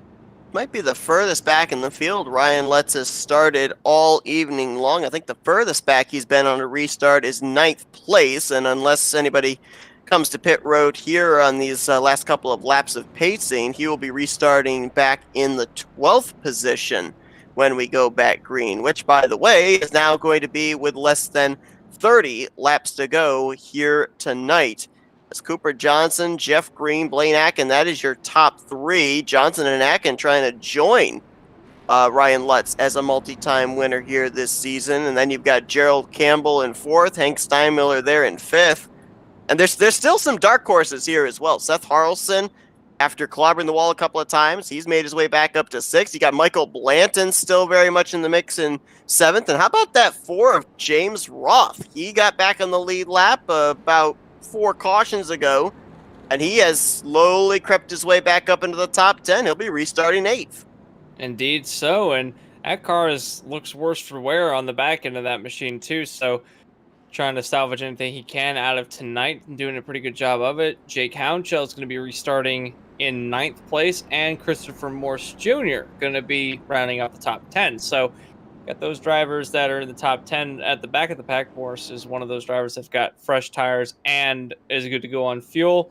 This caution really does help him out in the way of getting back up after he hit the wall that last run. Anthony Granary, Ryan Lutz, Bruce Pearson, Jackson McLaren, and John Whitendorf. Those are the last drivers running, everyone on the lead lap. So no one having to deal with being make that the 43 of Jose Medina, and I believe that Jason Houndshell has gotten back on the racetrack. So they are the only 2 drivers running laps down. Jose Medina 57 laps down, and Houndshell 63 laps down. James Goshen managed to race his way up to 17th before bringing his car back to the garage area. So right now, 5 drivers out of the races. It's 30 laps to go here tonight at Darlington. Cooper Johnson, he went awfully early there, but Jeff Green was ready for it. He was not caught sleeping on that one, and Green is now trying to catch back up to the back end of the 14, although Johnson's got a much faster car going down the straightaways. It does seem as Jeff Green's got a bit of damage on the back end of his 2 car. Back behind, you've got Blaine Atkin, which I wrote out of this race as getting a top 5. He's running in 3rd place, and I guess I have to eat my hat because he is running pretty quickly with these drivers up front, although Campbell and Steinmiller might have something to say about that, because now they've caught back up to the back end of the 44 and trying to put him back into 4th, possibly even 5th place at the moment. So Ryan Lutz back in traffic in the 9th position, getting around Anthony Guarneri and James Roth. Roth actually fading back quite a bit there in that number 4 machine. Last car in the lead lap now in the 15th spot. John Whitendorf in the 33 has now been able to work his way up to 12th after receiving that left side damage from the incident that brought out our latest caution. Steinmiller going to move around Gerald Campbell for 4th place. Right now, I think it's a battle up here with the top 5, not only against each other, but to try and hope that within 30 laps time, Ryan Lutz is not going to be able to reel them in. That is true, and it's another battle to see if they can even make it to the end of the race, because the top 6 are razor edge if they can make it on fuel. They probably, with that last pacing, they could possibly make it if it did come down to it, barring maybe a green-white checkered. But now you see a lot of these drivers that are having to save fuel. They're falling into the clutches of those that don't have to have that restriction. Christopher Morse has gotten to the back end of Seth Harrelson. He's brought Ryan Lutz with him, so Harrelson is under fire, almost gets a little sideways. And look at this, 3 wide almost at Darlington, but Lutz backs out of it. Lutz took a peek, thought better of it. Morse gets awfully loose there in the entry to the corner, trying to pass Seth Harrelson for the 6th position. And right now, Ryan Lutz waiting to see which line is actually going to move. Further up ahead of them, Hank Steinmiller and Gerald Campbell going at it. They made a little contact right there, did the 31 and 63. And that is a heated battle for 4th place, and that's reeling in Morse and Lutz. Is there going to be a 4-way battle for 4th place as the top 3 have kind of gotten away from Campbell? Now there's the top battle going on between Green and Atkin, those two battling for 2nd place, as Cooper Johnson not really being able to get away from these two, so you could put a bit of a blanket over the top 3. And back behind here, 4-way battle, and Campbell almost got loose going through turn 1. Campbell, Steinmiller, Morse, and Lutz as, very loose is the 31 of Gerald Campbell coming off of the corner. He's got Steinmiller now looking to his inside, and 2 of the faster cars in the field all night. Christopher Morse and Ryan Lutz kind of have a wall between them in the top 3. There was almost some contact between Steinmiller and Campbell, but not to be, as now to the inside. Both of them, Morse and Lutz, go to the inside to make the pass, although looks like that Lutz is going to get held up a little bit side by side. He's now gotten in front of him. Now he's got to run down the 3 yet again. Now trying to get around. Campbell is Morse Jr. trying to get back up into the top 5, and we do have a yellow. Bruce Pearson in the 22 has looped it around, so the yellow flag will wave, closing in on 20 laps to go. And that might have been another solo for these drivers. I guarantee you, drivers that did not want to see that caution, Cooper Johnson, Jeff Green, and Blaine Atkin, because I think long green flag run to the end might have been the only shot they had of keeping drivers like Morse Jr. and Ryan Lutz at bay. This caution wads them all back up again. Indeed it does. It was a solo car spin for Bruce Pearson going into turn 1. Didn't really hit the wall or anything. He just arced it in and it went around on him. So very tame incident for the 22 machine. Yeah, kind of a surprise to us to see a spin take place where the wall doesn't take part in the spin. Indeed so. So that what I've dubbed my favorite scheme of tonight, the 22 machine spinning around, but he's gotten back going. But that yellow, like you said, is going to play a monkey wrench into this top 3, because now they've got, we'll make that top 4, because now they've got Morse Lutz right behind them, and we're going to have a pretty stellar final few laps. Got a couple of drivers that have elected to come to pit road. Hank Steinmiller, Jake Hounshell, Michael Blanton, Anthony Guarneri, James Roth, and Jackson McLaren. So I think it's safe to say right now for your top 4, Cooper Johnson, Jeff Green, Blaine Atkin, and Gerald Campbell, they're in the mentality of, all right, we've made our bed, now we got to lie in it. We're not going to be coming to pit road for the remainder of this race. Absolutely. So they can make it if they conserve fuel under these pacing laps. And that's the thing that is going to help them out the most, is that they do have quite a few laps that they can save some fuel. So I don't know. The worst part as the commentator is we don't know what the fuel window is. So we're sitting up here on pins and needles wondering what the scenario is for some of these drivers. Now this top 3 is very different than what we saw about midway through the race. So can they make it? Can the top 4, in fact, make it on fuel? Can Gerald Campbell get around these top 3? I think Blaine Atkin got a piece of the wall under pacing. Well, if he did, I'm not sure we'd be able to notice, because just about every car in the field's got their right sides all used up. But we'll follow up on that and see if that's going to affect Blaine Atkin at all. But it's interesting. I don't know what the pit window is for these cars, and that, again, that as the commentator, that's the worst part, not knowing how far it is for these drivers to go. So when you find out is when we're going to find out, and I think that adds to the excitement for these top 4, for a viewer. If you're the top 4, you know what your fuel window is, and you're either jumping up and down celebrating that you can make it, or you're biting your nails wondering if, oh, do I get another caution? What if a green, white, checkered? What about those 2 behind the top 4 that don't have to worry about it and are the fastest cars on the racetrack? It's not a really comforting position to be in for these top 4. Absolutely not. Lights should go out atop the pace car this time, which means that we actually would go back green flag racing with 18 laps to go. 11 cautions have flown here tonight at Darlington, and we may not have seen our last one here yet, as there's still a lot of racing to go between now and the checkered flag. Cooper Johnson continues to lead. Jeff Green, Blaine Atkin, and Gerald Campbell These drivers have not been to pit road since back on lap 133.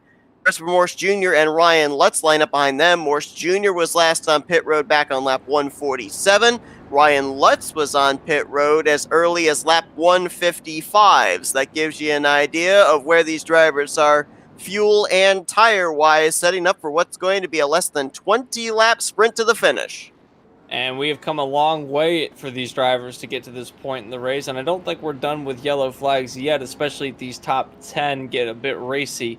So we're going to see a pretty action-packed final few laps, and to the run to the finish for these drivers that are struggling on fuel, can they make it? For these guys that don't have to worry about it, can they pass these top 4 in order to get the lead? Who gets out alive? We're about to find out. Pace car peels off pit road. We're about to send them back. Green flag racing here at Darlington. Less than 20 laps to go for these drivers tonight.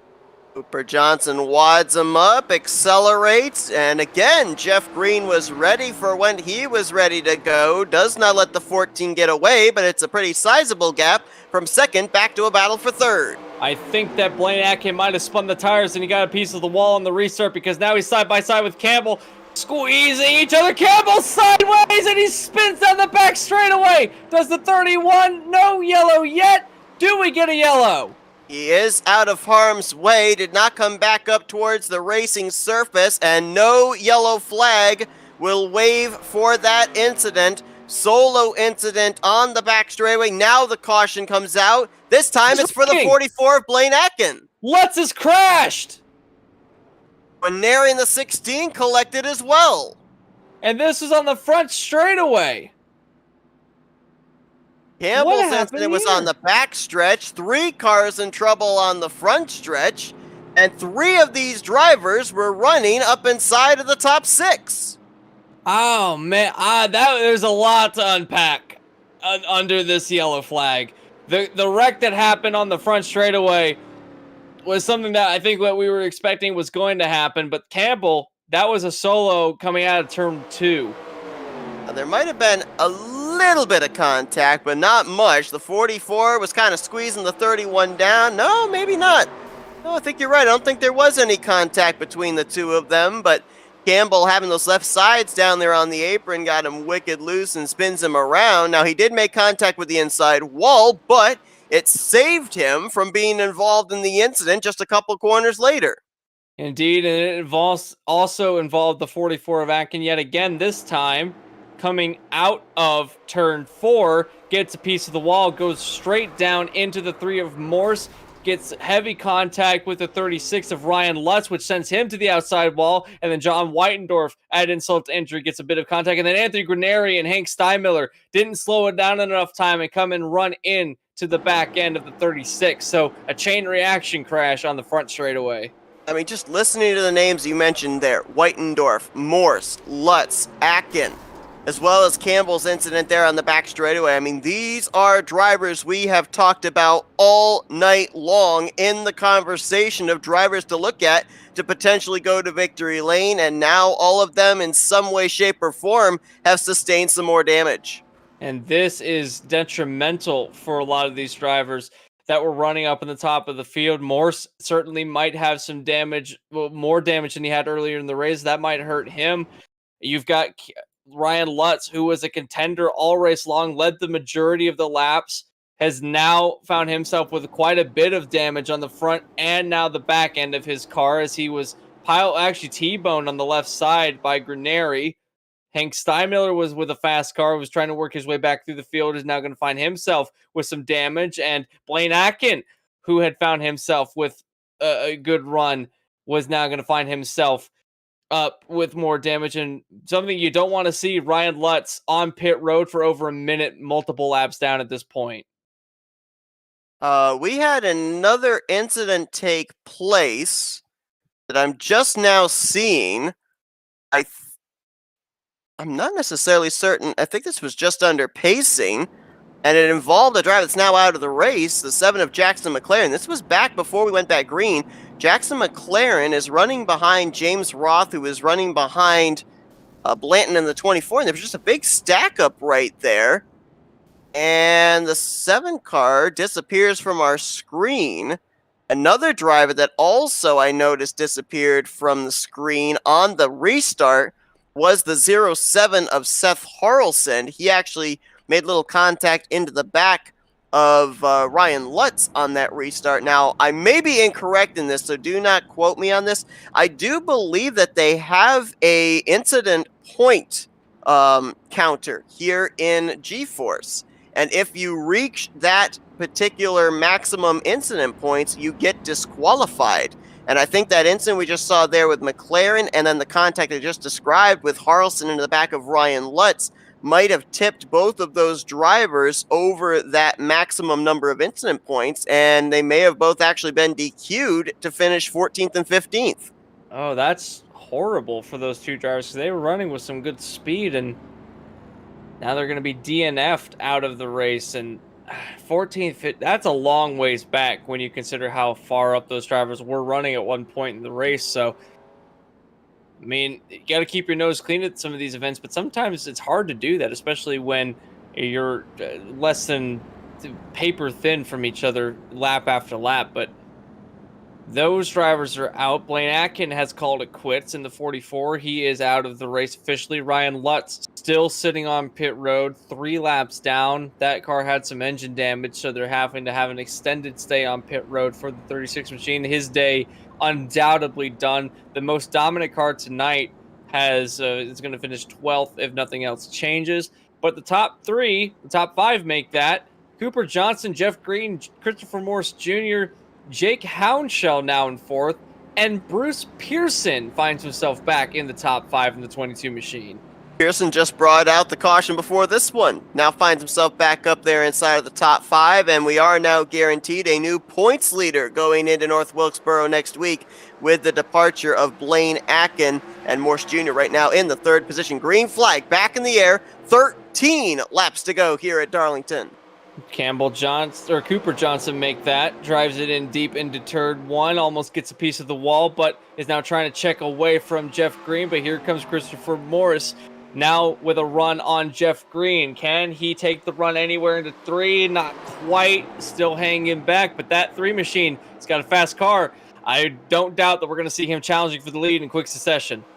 He is right now trying to get around the Jeff Green machine. Boy, great run here tonight for Jeff Green. He's missed a couple of races this season and subsequently finds himself 15th in the point standings. Jeff Green looking for his 2nd top 10, first top 5 of the season as he's trying to hold off Christopher Morse Jr., and this is just helping the 14 car for the time being. Yeah, there was almost some contact between himself and Morse Jr. on the exit of that was 2, I believe. Now trying to get to the inside through 4. Not quite close enough to make the pass, but this is bringing in Jake Hounshell into the mix. He is now on the charge trying to get to the back end of the top 2, or the 2nd and 3rd place battling. And Cooper Johnson not really been able to get away, but just far enough to be away from these two as they continue to battle. Now Morris tries the inside of the racetrack. I think someone might have spun. No one spun. Yes, someone just did. Jeff Green, contact with Christopher Morris for the 2nd position. Caution's going to come out again. And Jeff Green hard out into the wall, but Christopher Morse saved it. Jake Hounshell gets through to take 2nd place. Another yellow flag, another incident up towards the front of the field as 2 more drivers have actually gone back to the garage area as well. Ryan Lutz, the pole sitter, and Anthony Guarneri.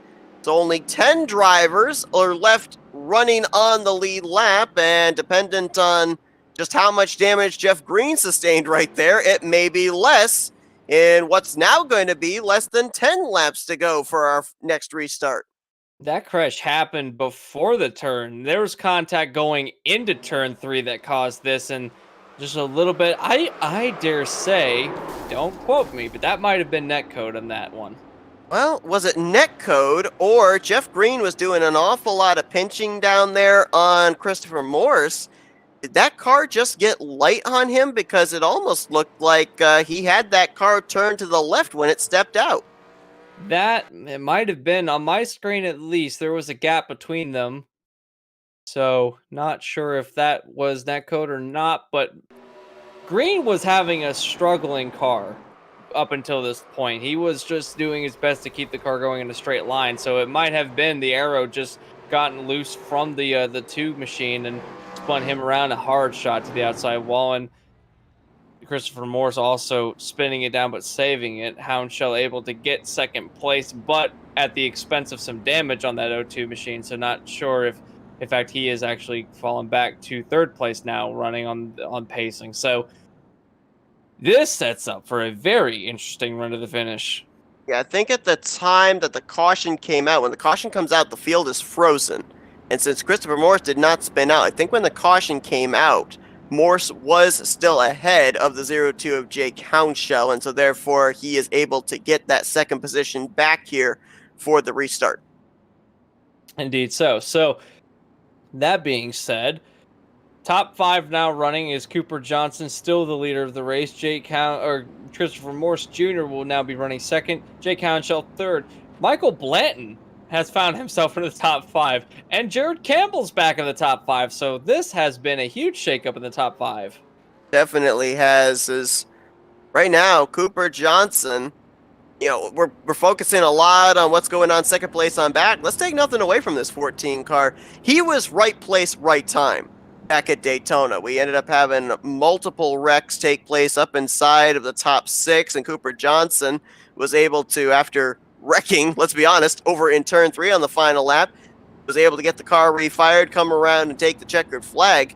He kind of lucked into that win. Here tonight, though, it's been a complete opposite. Cooper Johnson has very slowly worked his way through the field, has now worked his way up to the front, and has been a mainstay up inside of the top 5 the entirety of this race. So there's no doubt about it. It's not going to be coming down to luck if he wins this one. He's going to be earning this win if he's able to capture that checkered flag. Indeed so. And how fitting would it be for him to have polar opposite victories? You mentioned Daytona, how chaotic the final lap was, and now total contrast to this race where it's all skill based. But he's got a lot of competitors behind him that will be hounding that machine. Cooper Johnson again has some damage on the 14 car that has been through a bit of a war and back, so he is trying to nurse it around as best he can. Christopher Morse Jr. has a fast machine. Don't know how that damage will affect him if he did sustain any on the last incident, so he'll be trying to gun for it. Jake Houndshell has gotten more damage as a result of the last incident because he did get into green ever so slightly, so that might affect the O2's ability to be up to speed. And we're not really sure what the status of Michael Blanton's machine is, but don't count the 24 out. He's been a sleeper tonight. He could end up sneaking a win if these top 3 have something happen to them. Yeah, Michael Blanton was involved in a couple of early incidents, but since then he's been able to keep his nose relatively clean, so to speak, even though there is a huge crinkle up there around the Chevy logo on the front end of his car. But yeah, we'll see if he's going to be able to make a late charge. And Gerald Campbell, of course, looking for some Darlington redemption, going to complete the top 5. These drivers up on the lead lap are guaranteed a top 10 finish here tonight, as only 10 of them are currently running. You've got some lap machines of Medina and Houndshell, but they are multiple laps down. And we're going back green with 6 laps to go. The question is, do we finish this race under regulation? Look at the jump that Johnson got. He's got a nice restart, but Christopher Morse Jr.'s got a faster car. Is now going to reel in the 14 machine through turn 1 and 2. Has a run coming out of 2 and a whale of a run down the back straightaway. It's only a matter of time before we see this 3 car maybe make a move into 3. Houndshell still there. He's got something to say as well as Campbell gets into the wall behind them. Campbell going to drop back into the clutches of John Whitendorf, who had to run down below the dotted white line to give the 31 enough room for recovery. Back up to the front we go. About a car length between Cooper Johnson and Christopher Morse Jr. If you're the 3 and you've got a faster car, how long can you wait before you try and make the move on the 14? Not long, because catching and passing are 2 different things here at Darlington. He's been able to catch the 14, but can he get around him? Is there a place that he can get a run down the straightaways? It's about the best place you're going to be able to do it. He's got to run out of 4. Can he take it anywhere? He's going to go to the inside going into turn 1. No, thinks better of it. Johnson makes that rear bumper as wide as possible, took away any opportunity for Morse to get to his inside that time. Behind them, we've had an exchange for 3rd. Here comes Michael Blanton. He's past Houndshell, now trying to run down this battle for the lead between the top 2. On the outside of the racetrack goes Morse. Not the better way to make that pass, but he's gotten alongside of the 14, side by side, coming out turn 4. There's contact. Cooper Johnson's around on the front straightaway, and I think he saved it. He does indeed, but now the question is, how much momentum did Morse Jr. lose? Because that brings Michael Blanton onto his back bumper. And he's got a fast car, does the 24 machine. He's coming out of turn 2. He's rocketing down the back straightaway, trying to get on it. We've had a spin in the back. Steinmiller's around along with Cooper Johnson. No caution, but this battle for the lead is still heating up. And now we have a yellow. Yellow flag is out as Cooper Johnson was coming back up the track in front of James Roth. Yellow flag had to be thrown, and that means we are going into overtime. A green-white checkered will finish out tonight's race here at Darlington, and man, what a wild 7 laps that was. Was very, very interesting. Side by side coming out of turn 3, or make that turn 4, and there was no room. The track closes up so much when you're running outside inside, and you feel for Cooper Johnson. He had every right to pinch up to the 3, but just a little bit of contact was made. He did save it though, so whale of a save, but then he was obviously involved on the back straightaway with Steinmiller, but still, we have a lot of unsettled business to get straight. We're going to go back and look at the save there by Cooper Johnson. We just looked at the incident there between himself and Hank Steinmiller. And, a thing that I've been noticing here tonight as well, it seems like if a driver ends up getting involved in a near incident, then it only takes a couple of corners and they find themselves in trouble again. I mean, if they brush the wall, then they pound the wall a couple of corners later. Darlington's a rhythm track. And when that rhythm is interrupted, you see a lot of drivers have difficulty getting back into said rhythm. It's like running a sports car race. You get into a rhythm and you don't break that rhythm, and once you get established, then you can run repetitive laps over and over again. But as soon as you break it, it's over. You have to figure out your rhythm again. It kind of sets you off a little bit. Because when your rhythm gets broken, now you have to reset your brain. And I'm used to going this fast on this straightaway, so the next turn I need to be going this fast to make the most out of it. And all of a sudden, you don't have that. So, and it translates over to all these drivers, and sometimes drivers get caught up in things. And Steinmiller was one of those drivers that started spinning, and then Johnson had to get off the throttle in order to stop from running into the back of him. Ironically, ended up in the inside wall, but.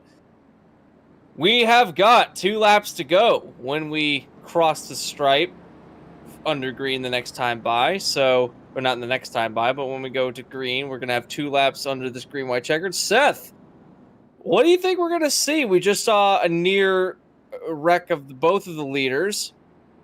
I would dare say that Michael Blanton has kind of been sleeping a little bit. I think that he's going to have a whale of a charge, and that Christopher Morse is going to have to mirror drive these next 2 laps. Absolutely. I'm completely agreement with you. I think if Dale Jr. up in the booth with us, he'd have to get ready for his patented slide job. I mean, consider last week. It was a fun event, trucks at Bristol Dirt, but Michael Blanton was very much so a contender for that victory. And he's not even in the top 25 in the point standings. He's only made a limited number of starts this season. He's in a prime position here, and this is a track, as we have seen in the past, where you can try to pull off that slide job. Drive it deep, hope that you're able to slide up and clear the nose of the driver you're trying to pass. Now, there's no guarantee that you're not going to go up and get the outside wall, lose that momentum, and that driver's going to cross you over. But I think if you're Michael Blanton right now, you've got to go for it. He's trying to pick up his first G-Force victory of his career. And for Christopher Morse, the question right now is he's got to kind of weigh the options. Does he want to go out there and try and pick up this victory and possibly reckon the attempt, or does he want a big picture race and gain as many maximum points as possible over Blaine Atkin, who is out of this race? If you have a challenge from Blanton and it looks like that Blanton can easily pass you, I don't think you challenge him. I think you let him go. Big picture racing in this league specifically, because they don't have a playoff system, you can go the entire season without winning a race and still finish very high up in the standings. So do you want to win? Absolutely. Every driver wants to come out and win a race. I'm not saying don't gun for it. Absolutely. If you think you can take it to them, but don't jeopardize your race, because that earlier on, Johnson and Morse could have easily wrecked, and that could have resulted in somebody else being the points leader next week.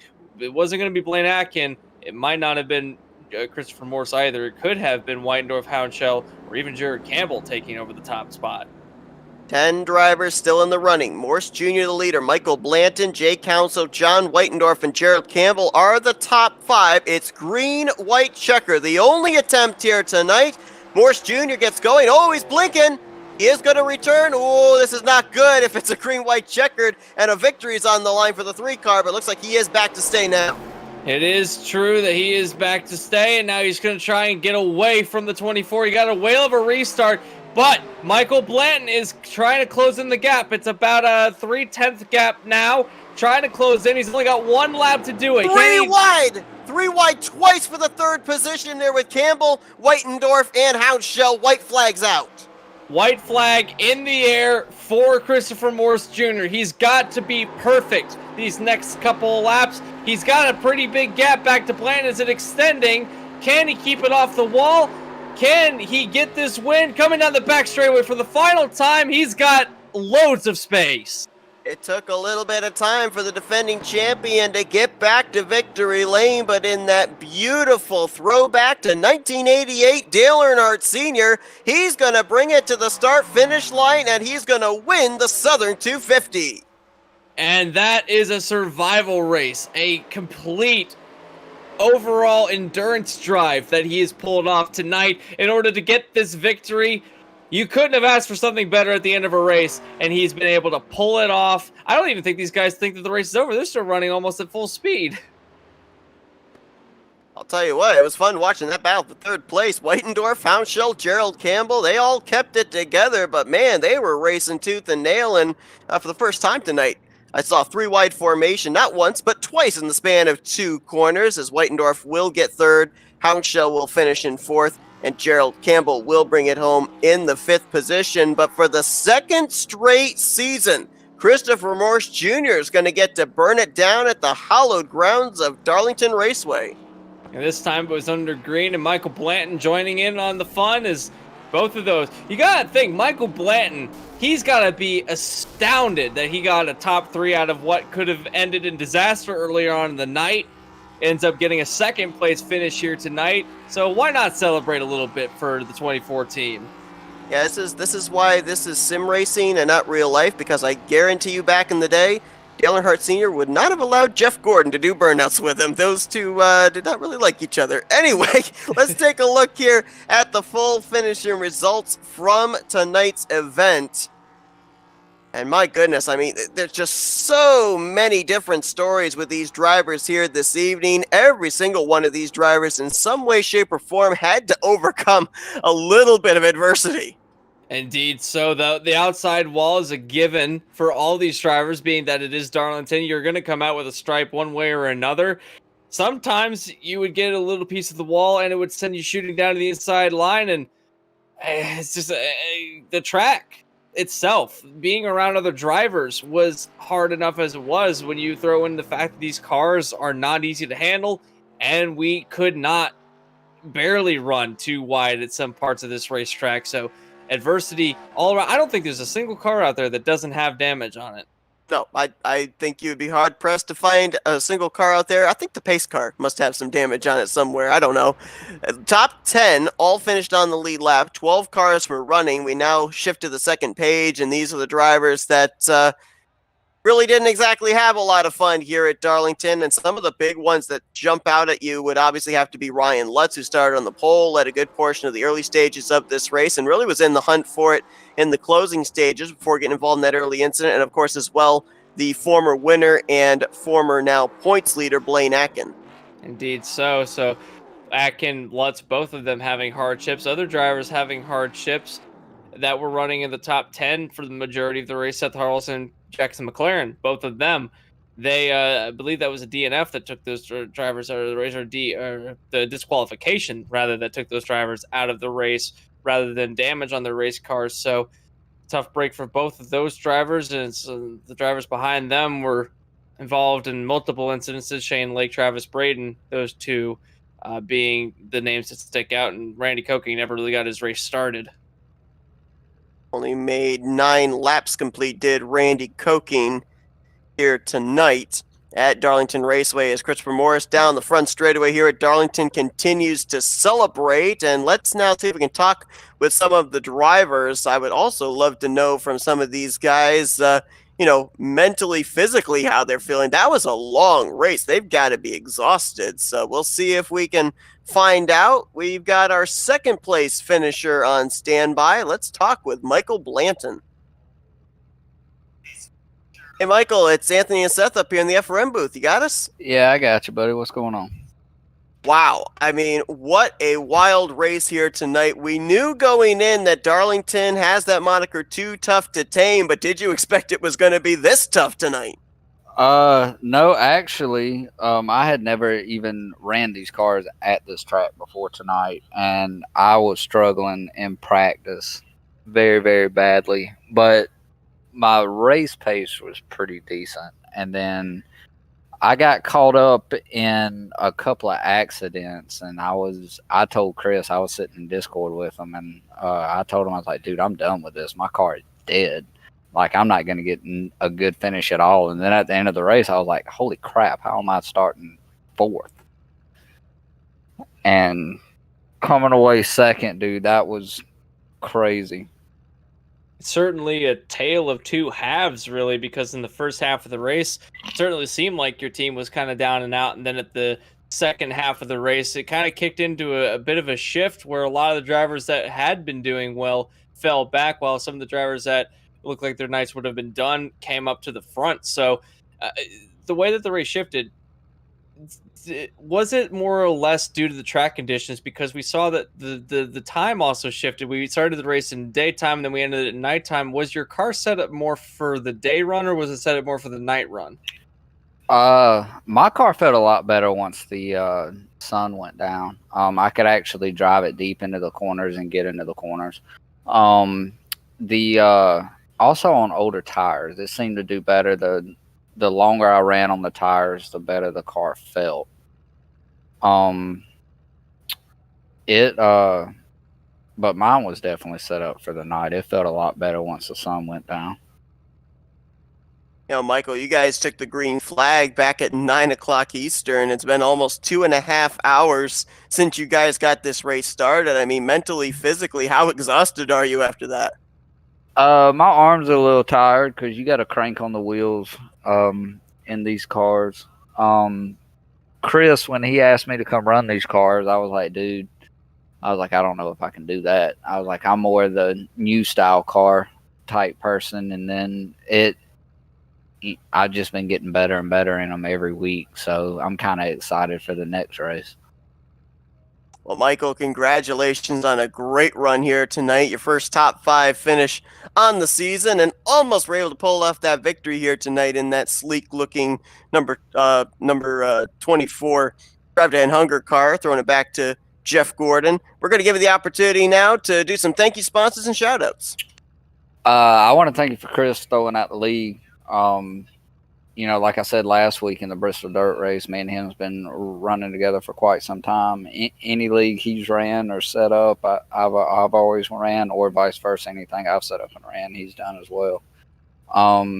My fiance, she sat in the Discord with us and just watched the entire, or she actually watched y'all's broadcast, and she's started really getting into it there towards the end as well. So, I mean, that's a great job of what y'all do, because y'all make it interesting as well. So, I want to apologize to the 4 car. Me and him got into it quite a few times. None of it was intentional.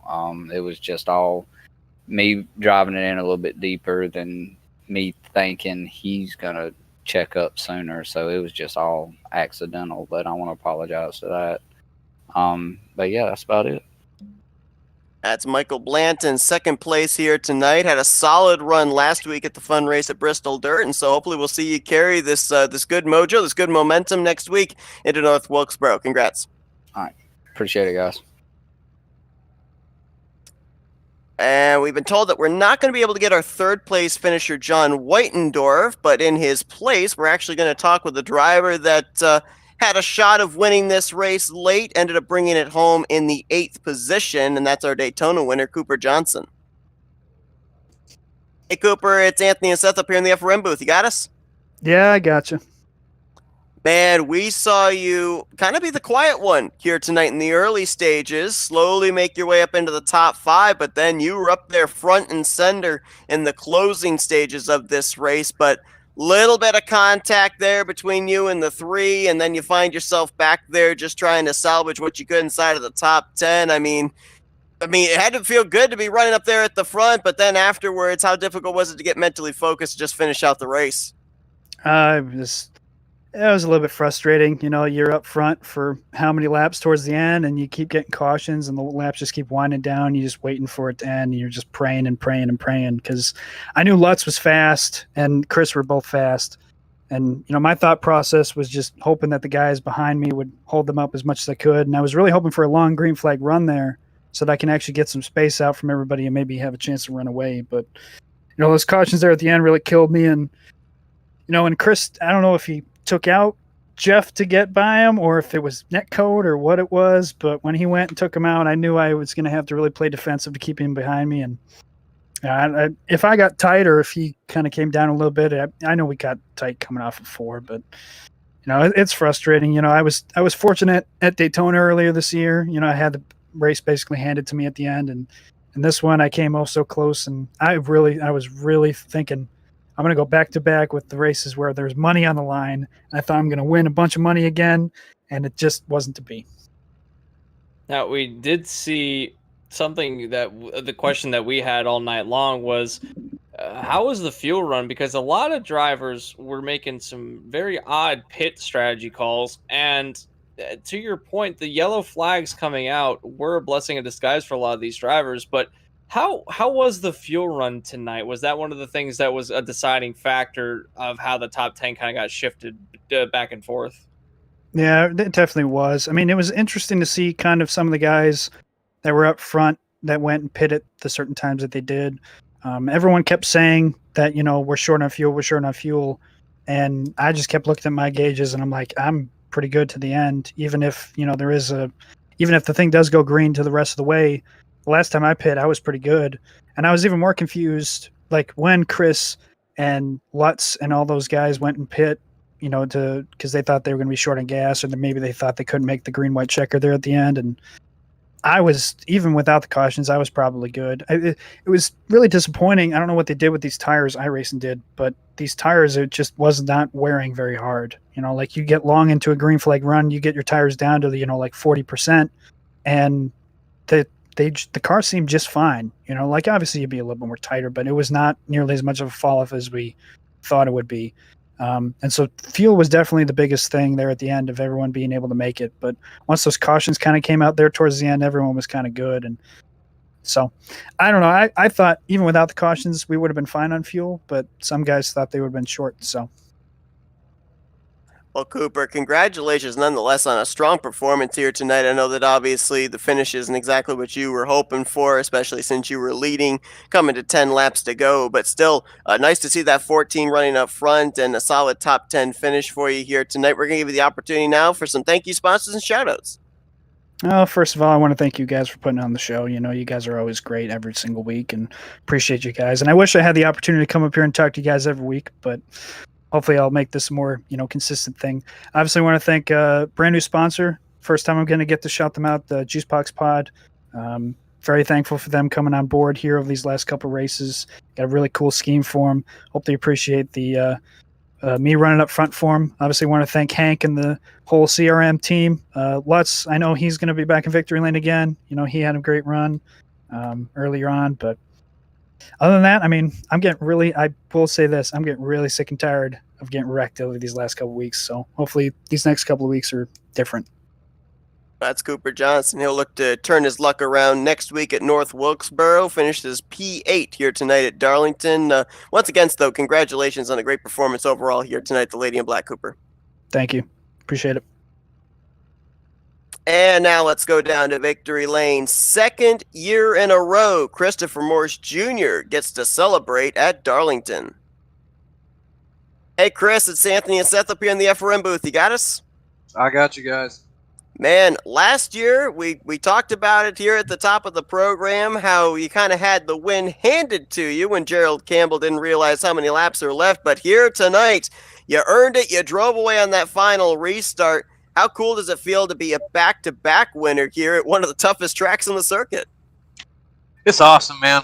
I can't even believe it happened, to be honest with you. I felt like in practice I had a top 5 car. Lutz was fast. Hank looked like he was going to be fast. Jeff was fast. There was a lot of cars that were fast tonight. And it worked out for me and not them. Yeah, we saw that this race really took on kind of different shapes throughout the rest of how the race started and where it ended. Obviously, the day to night transition throwing in some different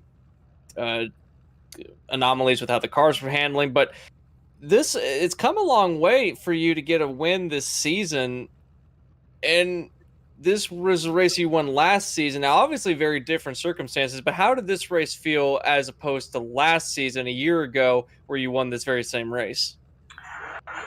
I mean, there was a few differences last season. This car was still new to the service, so it was obviously new to all of us. I felt like this year I had a little bit more confidence in knowing what I could do with the car, what I couldn't do with the car.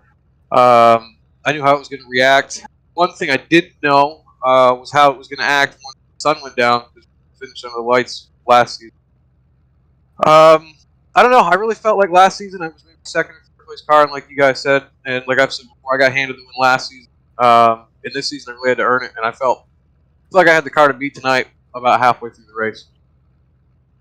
You know, Chris, we talked with you 2 weeks ago at the last race at Atlanta, and you said that when iRacing put in this new damage model and everything for the 87 cars, it felt a lot different when you got a little bit of damage on it. We knew here tonight everybody was going to be leaving with the patented souvenir, the Darlington stripe. But, I mean, going in and then at the conclusion of the race, you know, what was the mindset of how you thought the car was going to handle after getting that right side damage? Yeah, I mean, generally with these things, you can beat them up pretty good. And as long as you don't lose RPMs and the motor's healthy, it'll run.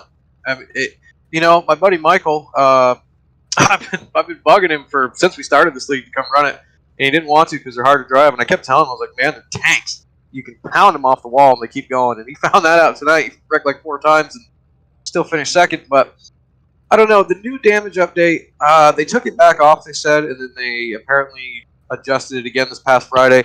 It felt like tonight you would have had to hit the wall head on to kill the motor, kind of like Lutz did, because people were beating and banging all night. Nobody was slowing down. It feels like the tires are a little different again because I don't know if I had the quicker hot lap tires, but I certainly felt like I was more consistent. I was able to run down the leaders and actually take the lead with those tires. So the cars are kind of weird right now, and see how that affects the rest of the season. I don't know if iRacing is planning to keep messing with them. I know a lot of us would like to see them go back to the way they were when they were first released, but it's made it interesting, that's for sure. Tonight was not what we all expected it to be with the tire wear. I thought that 30, 40 laps into a run, you would be screaming for tires, and I was getting 40, 50 laps into a run going, if y'all don't want to change them, I won't. So, yeah. One final question here for you, Chris. I mean, obviously, as Anthony said, 5 races in, you find victory lane for the first time this season. And I recollect back to last season where once you took the points lead, you never looked back. You kept continuing through consistency to open up that points gap. So are we looking for lightning to strike twice now that you've been able to find victory lane here and you've now taken over the points lead going into North Wilkesboro? Whew, that's what I'd like to do. We got Wilkesboro and Nashville coming up next couple weeks. I'm not the best short track racer, so I'll just try to survive those. And if I can do that, I don't remember exactly what the schedule looks like past there. I know we've got some 1.5 miles coming up, and we've also got a road course coming up. I think Talladega's coming up pretty soon too. So I don't want to make any predictions. I'd like to think I can sit on top the rest of the season. I think I took the points lead at Darlington last season as well. But the thing about this season is it's a lot longer season.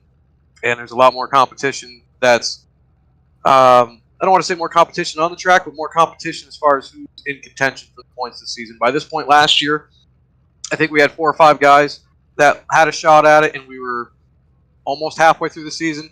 Now we're only not even a quarter of the way through the season, and there's 10 people here who can win this thing. So I'm looking forward to it. It's going to be good. Well, congratulations, Chris, on the victory here tonight at Darlington. You've tamed this track not once but twice, and not only that, you're now the new points leader as well. So congratulations on a job well done this evening. We're now going to turn the microphone over to you, let you do some thank you sponsors and shout-outs. Yeah, I want to thank Brave Rifle for coming on board. It's been cool having them on here. I want to thank Zach Hansen over at Hijinx Clothing. You know, I don't know if he's going to be here next season. I hope he's going to be. But just the fact that he jumped on board with no idea what was going to happen here means a lot to me. Thank you guys for doing the broadcast as always. And shout out to my buddy Michael, man. I'm telling you guys, I've been racing with that guy for 10 years now, 10 plus years. He hates these cars. Absolutely hates them. I've been begging him to come run. I've been telling him just get used to them. I told him tonight, I joked with him. I said, you're going to figure the car out 185 laps into the race. I'll be damned if he didn't. He's going to be really good the rest of the season. Well, that's Christopher Morse Jr. He continues to celebrate here tonight as he wins the Southern 250 at Darlington Raceway. Congratulations on a job well done there, Chris. We look forward to seeing you carry this momentum here through the continuation of the first half of the regular season. Yeah, I appreciate it, guys. We'll see you next week. Well, we had the sun set on Darlington. It is now set on this race. And Anthony, you hit the nail on the head. We started this race. We kind of had an idea of who the contenders were going to be. By the time we got to the midway portion of this race and we got to the end of the race, it completely changed. The landscape of this race, the face of this race, the top 10, the top 5 constantly seemed to change. This wasn't a super speedway. This was Darlington. Yeah, it always seems to happen here as well. You think that you have an idea of what's going to happen, but then all of a sudden something will happen and it shifts the entire momentum. And it might not even be something related to you. That first yellow flag that we got kind of shook everything up because we saw that Ryan Lutz was able to check out and it looked like nobody could touch him. I opened up a 5-second lead back to Blainac and no one could. He was king of the mountain. And then all of a sudden, it seemed like he slowed down. And I'm not really sure if that was because he was intentionally doing that to save his tires or save his fuel. But then we saw that because he slowed down, it brought in a lot of other contenders. Cooper Johnson, certainly one of those prominent names that were battling up in the top 5 for the majority of the second half of the race. But then the yellow flags in the second half really shook up the field. And then by the end of the race, Ryan Lutz, the man who had led the most laps, finds himself finishing 16 laps down in 12th place. I don't think you could have written that if you had tried. No, absolutely not. I mean, we had about 3-4 drivers that were very much so contenders to possibly win this race, exit out of the race, or at least out of the race win picture in the final 15 laps. A lot of those late wrecks took place up towards the front of the field, inside of the top 5, and man, Christopher Morse Jr. And here's the thing, too. Let's not take anything away from Christopher Morse Jr. from last season. He was up there in second place. He had a strong outing, and just a mistake by Gerald Campbell was what allowed Christopher Morse Jr. to win that race. But you had to be in the right place at the right time, had positioned yourself for a circumstance like that to work into your favor. So his numbers here at Darlington, obviously pretty doggone good, and his performance at Darlington very good as well. I mean, if you consider the fact that, if we had to look at the last car to maybe sustain damage here at Darlington, Christopher Morse Jr. might have been that car. Exactly. He kept himself clean. He was able to really cut through the field when he needed to without making too much contact. Now, towards the end of the race, he did make quite a bit of contact with some drivers that could have ended up with his car not handling very well at the end. But you couldn't have told if it did or didn't, because Michael Blanton on that last run really didn't have much in the way of a charge to get up to Christopher Morse, and that was just one story. The Ryan Lutz's story, Christopher Morse's story, Michael Blanton's story even. There are 22 drivers that started this race, and every one of them had a different race. So, we could go through the list of each driver and tell you exactly what happened to them throughout the race that got them to be in the position they're in, but we would be here for another 2 hours just getting through the top 10 because it's that detailed. And again, it's just something that we see at Darlington specifically that really kind of culminates and brings in that level of story building for these drivers that at the end of the race, you could write a novel based on everyone that have you seen Drive to Survive, the Formula One thing on Netflix? You could write an entire season based on just this race. And now Darlington has set the stage for the upcoming 2 races. We just heard that from Chris Morse Jr. looking at the schedule right now. The shortest track we've gone to so far this season was the 3/4 mile Richmond International Raceway. But next week we're going to North Wilkesboro, and then the following week we're going to Nashville. 2 back-to-back short tracks. I mean, talk about some other X Factor races. Indeed. So we have hit a lot of the short circuits earlier on in the season. So we're going to see what these guys that are really good at short tracks can do. Ryan Lutz, obviously one of those drivers that are going to take to it. Christopher Morse Jr. has stated he's not really good at those tracks. And there's a few drivers in this field that are pretty good at the short tracks that we have kind of left out of the conversation. And that's one of them being Jeff Green. He's really good at these short tracks, and he could get himself a win if he finds himself in the right place. Certainly, North Wilkesboro, he might be one of those drivers that might sneak around and, use some of that veteran wisdom and use the bump and run just at the right time.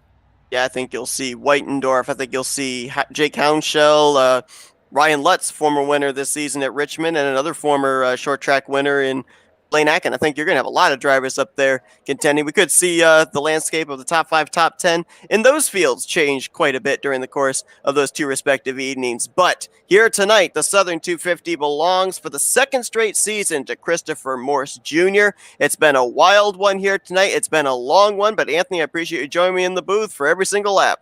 It's always fun. I love long races. I like seeing how races develop over time, and I enjoy doing it with you, and I hope we get to do more of these. Hope everybody enjoyed our coverage here tonight. Thank you for being a part of it here. Throwback Night at Darlington has come to a close. We'll see you guys next week for the Save the Speedway 160 at North Wilkesboro Speedway at the G-Force Vintage Cup Series continues its way. Green flag will fly at 9 p.m. Eastern Standard Time next Tuesday evening. For one final time, for Anthony McCurry, I'm Seth Cole. We'll see you guys next week as you've been watching another broadcast courtesy of the Flatout Racing Network. This broadcast is the copyrighted work of Flatout Racing Network and may not be rebroadcast, retranslated, or used in any form without the express written consent of Flatout Racing Network and iRacing.com Motorsports Simulations. Flatout Racing Network would like to thank you for your support, and we hope you enjoyed tonight's broadcast.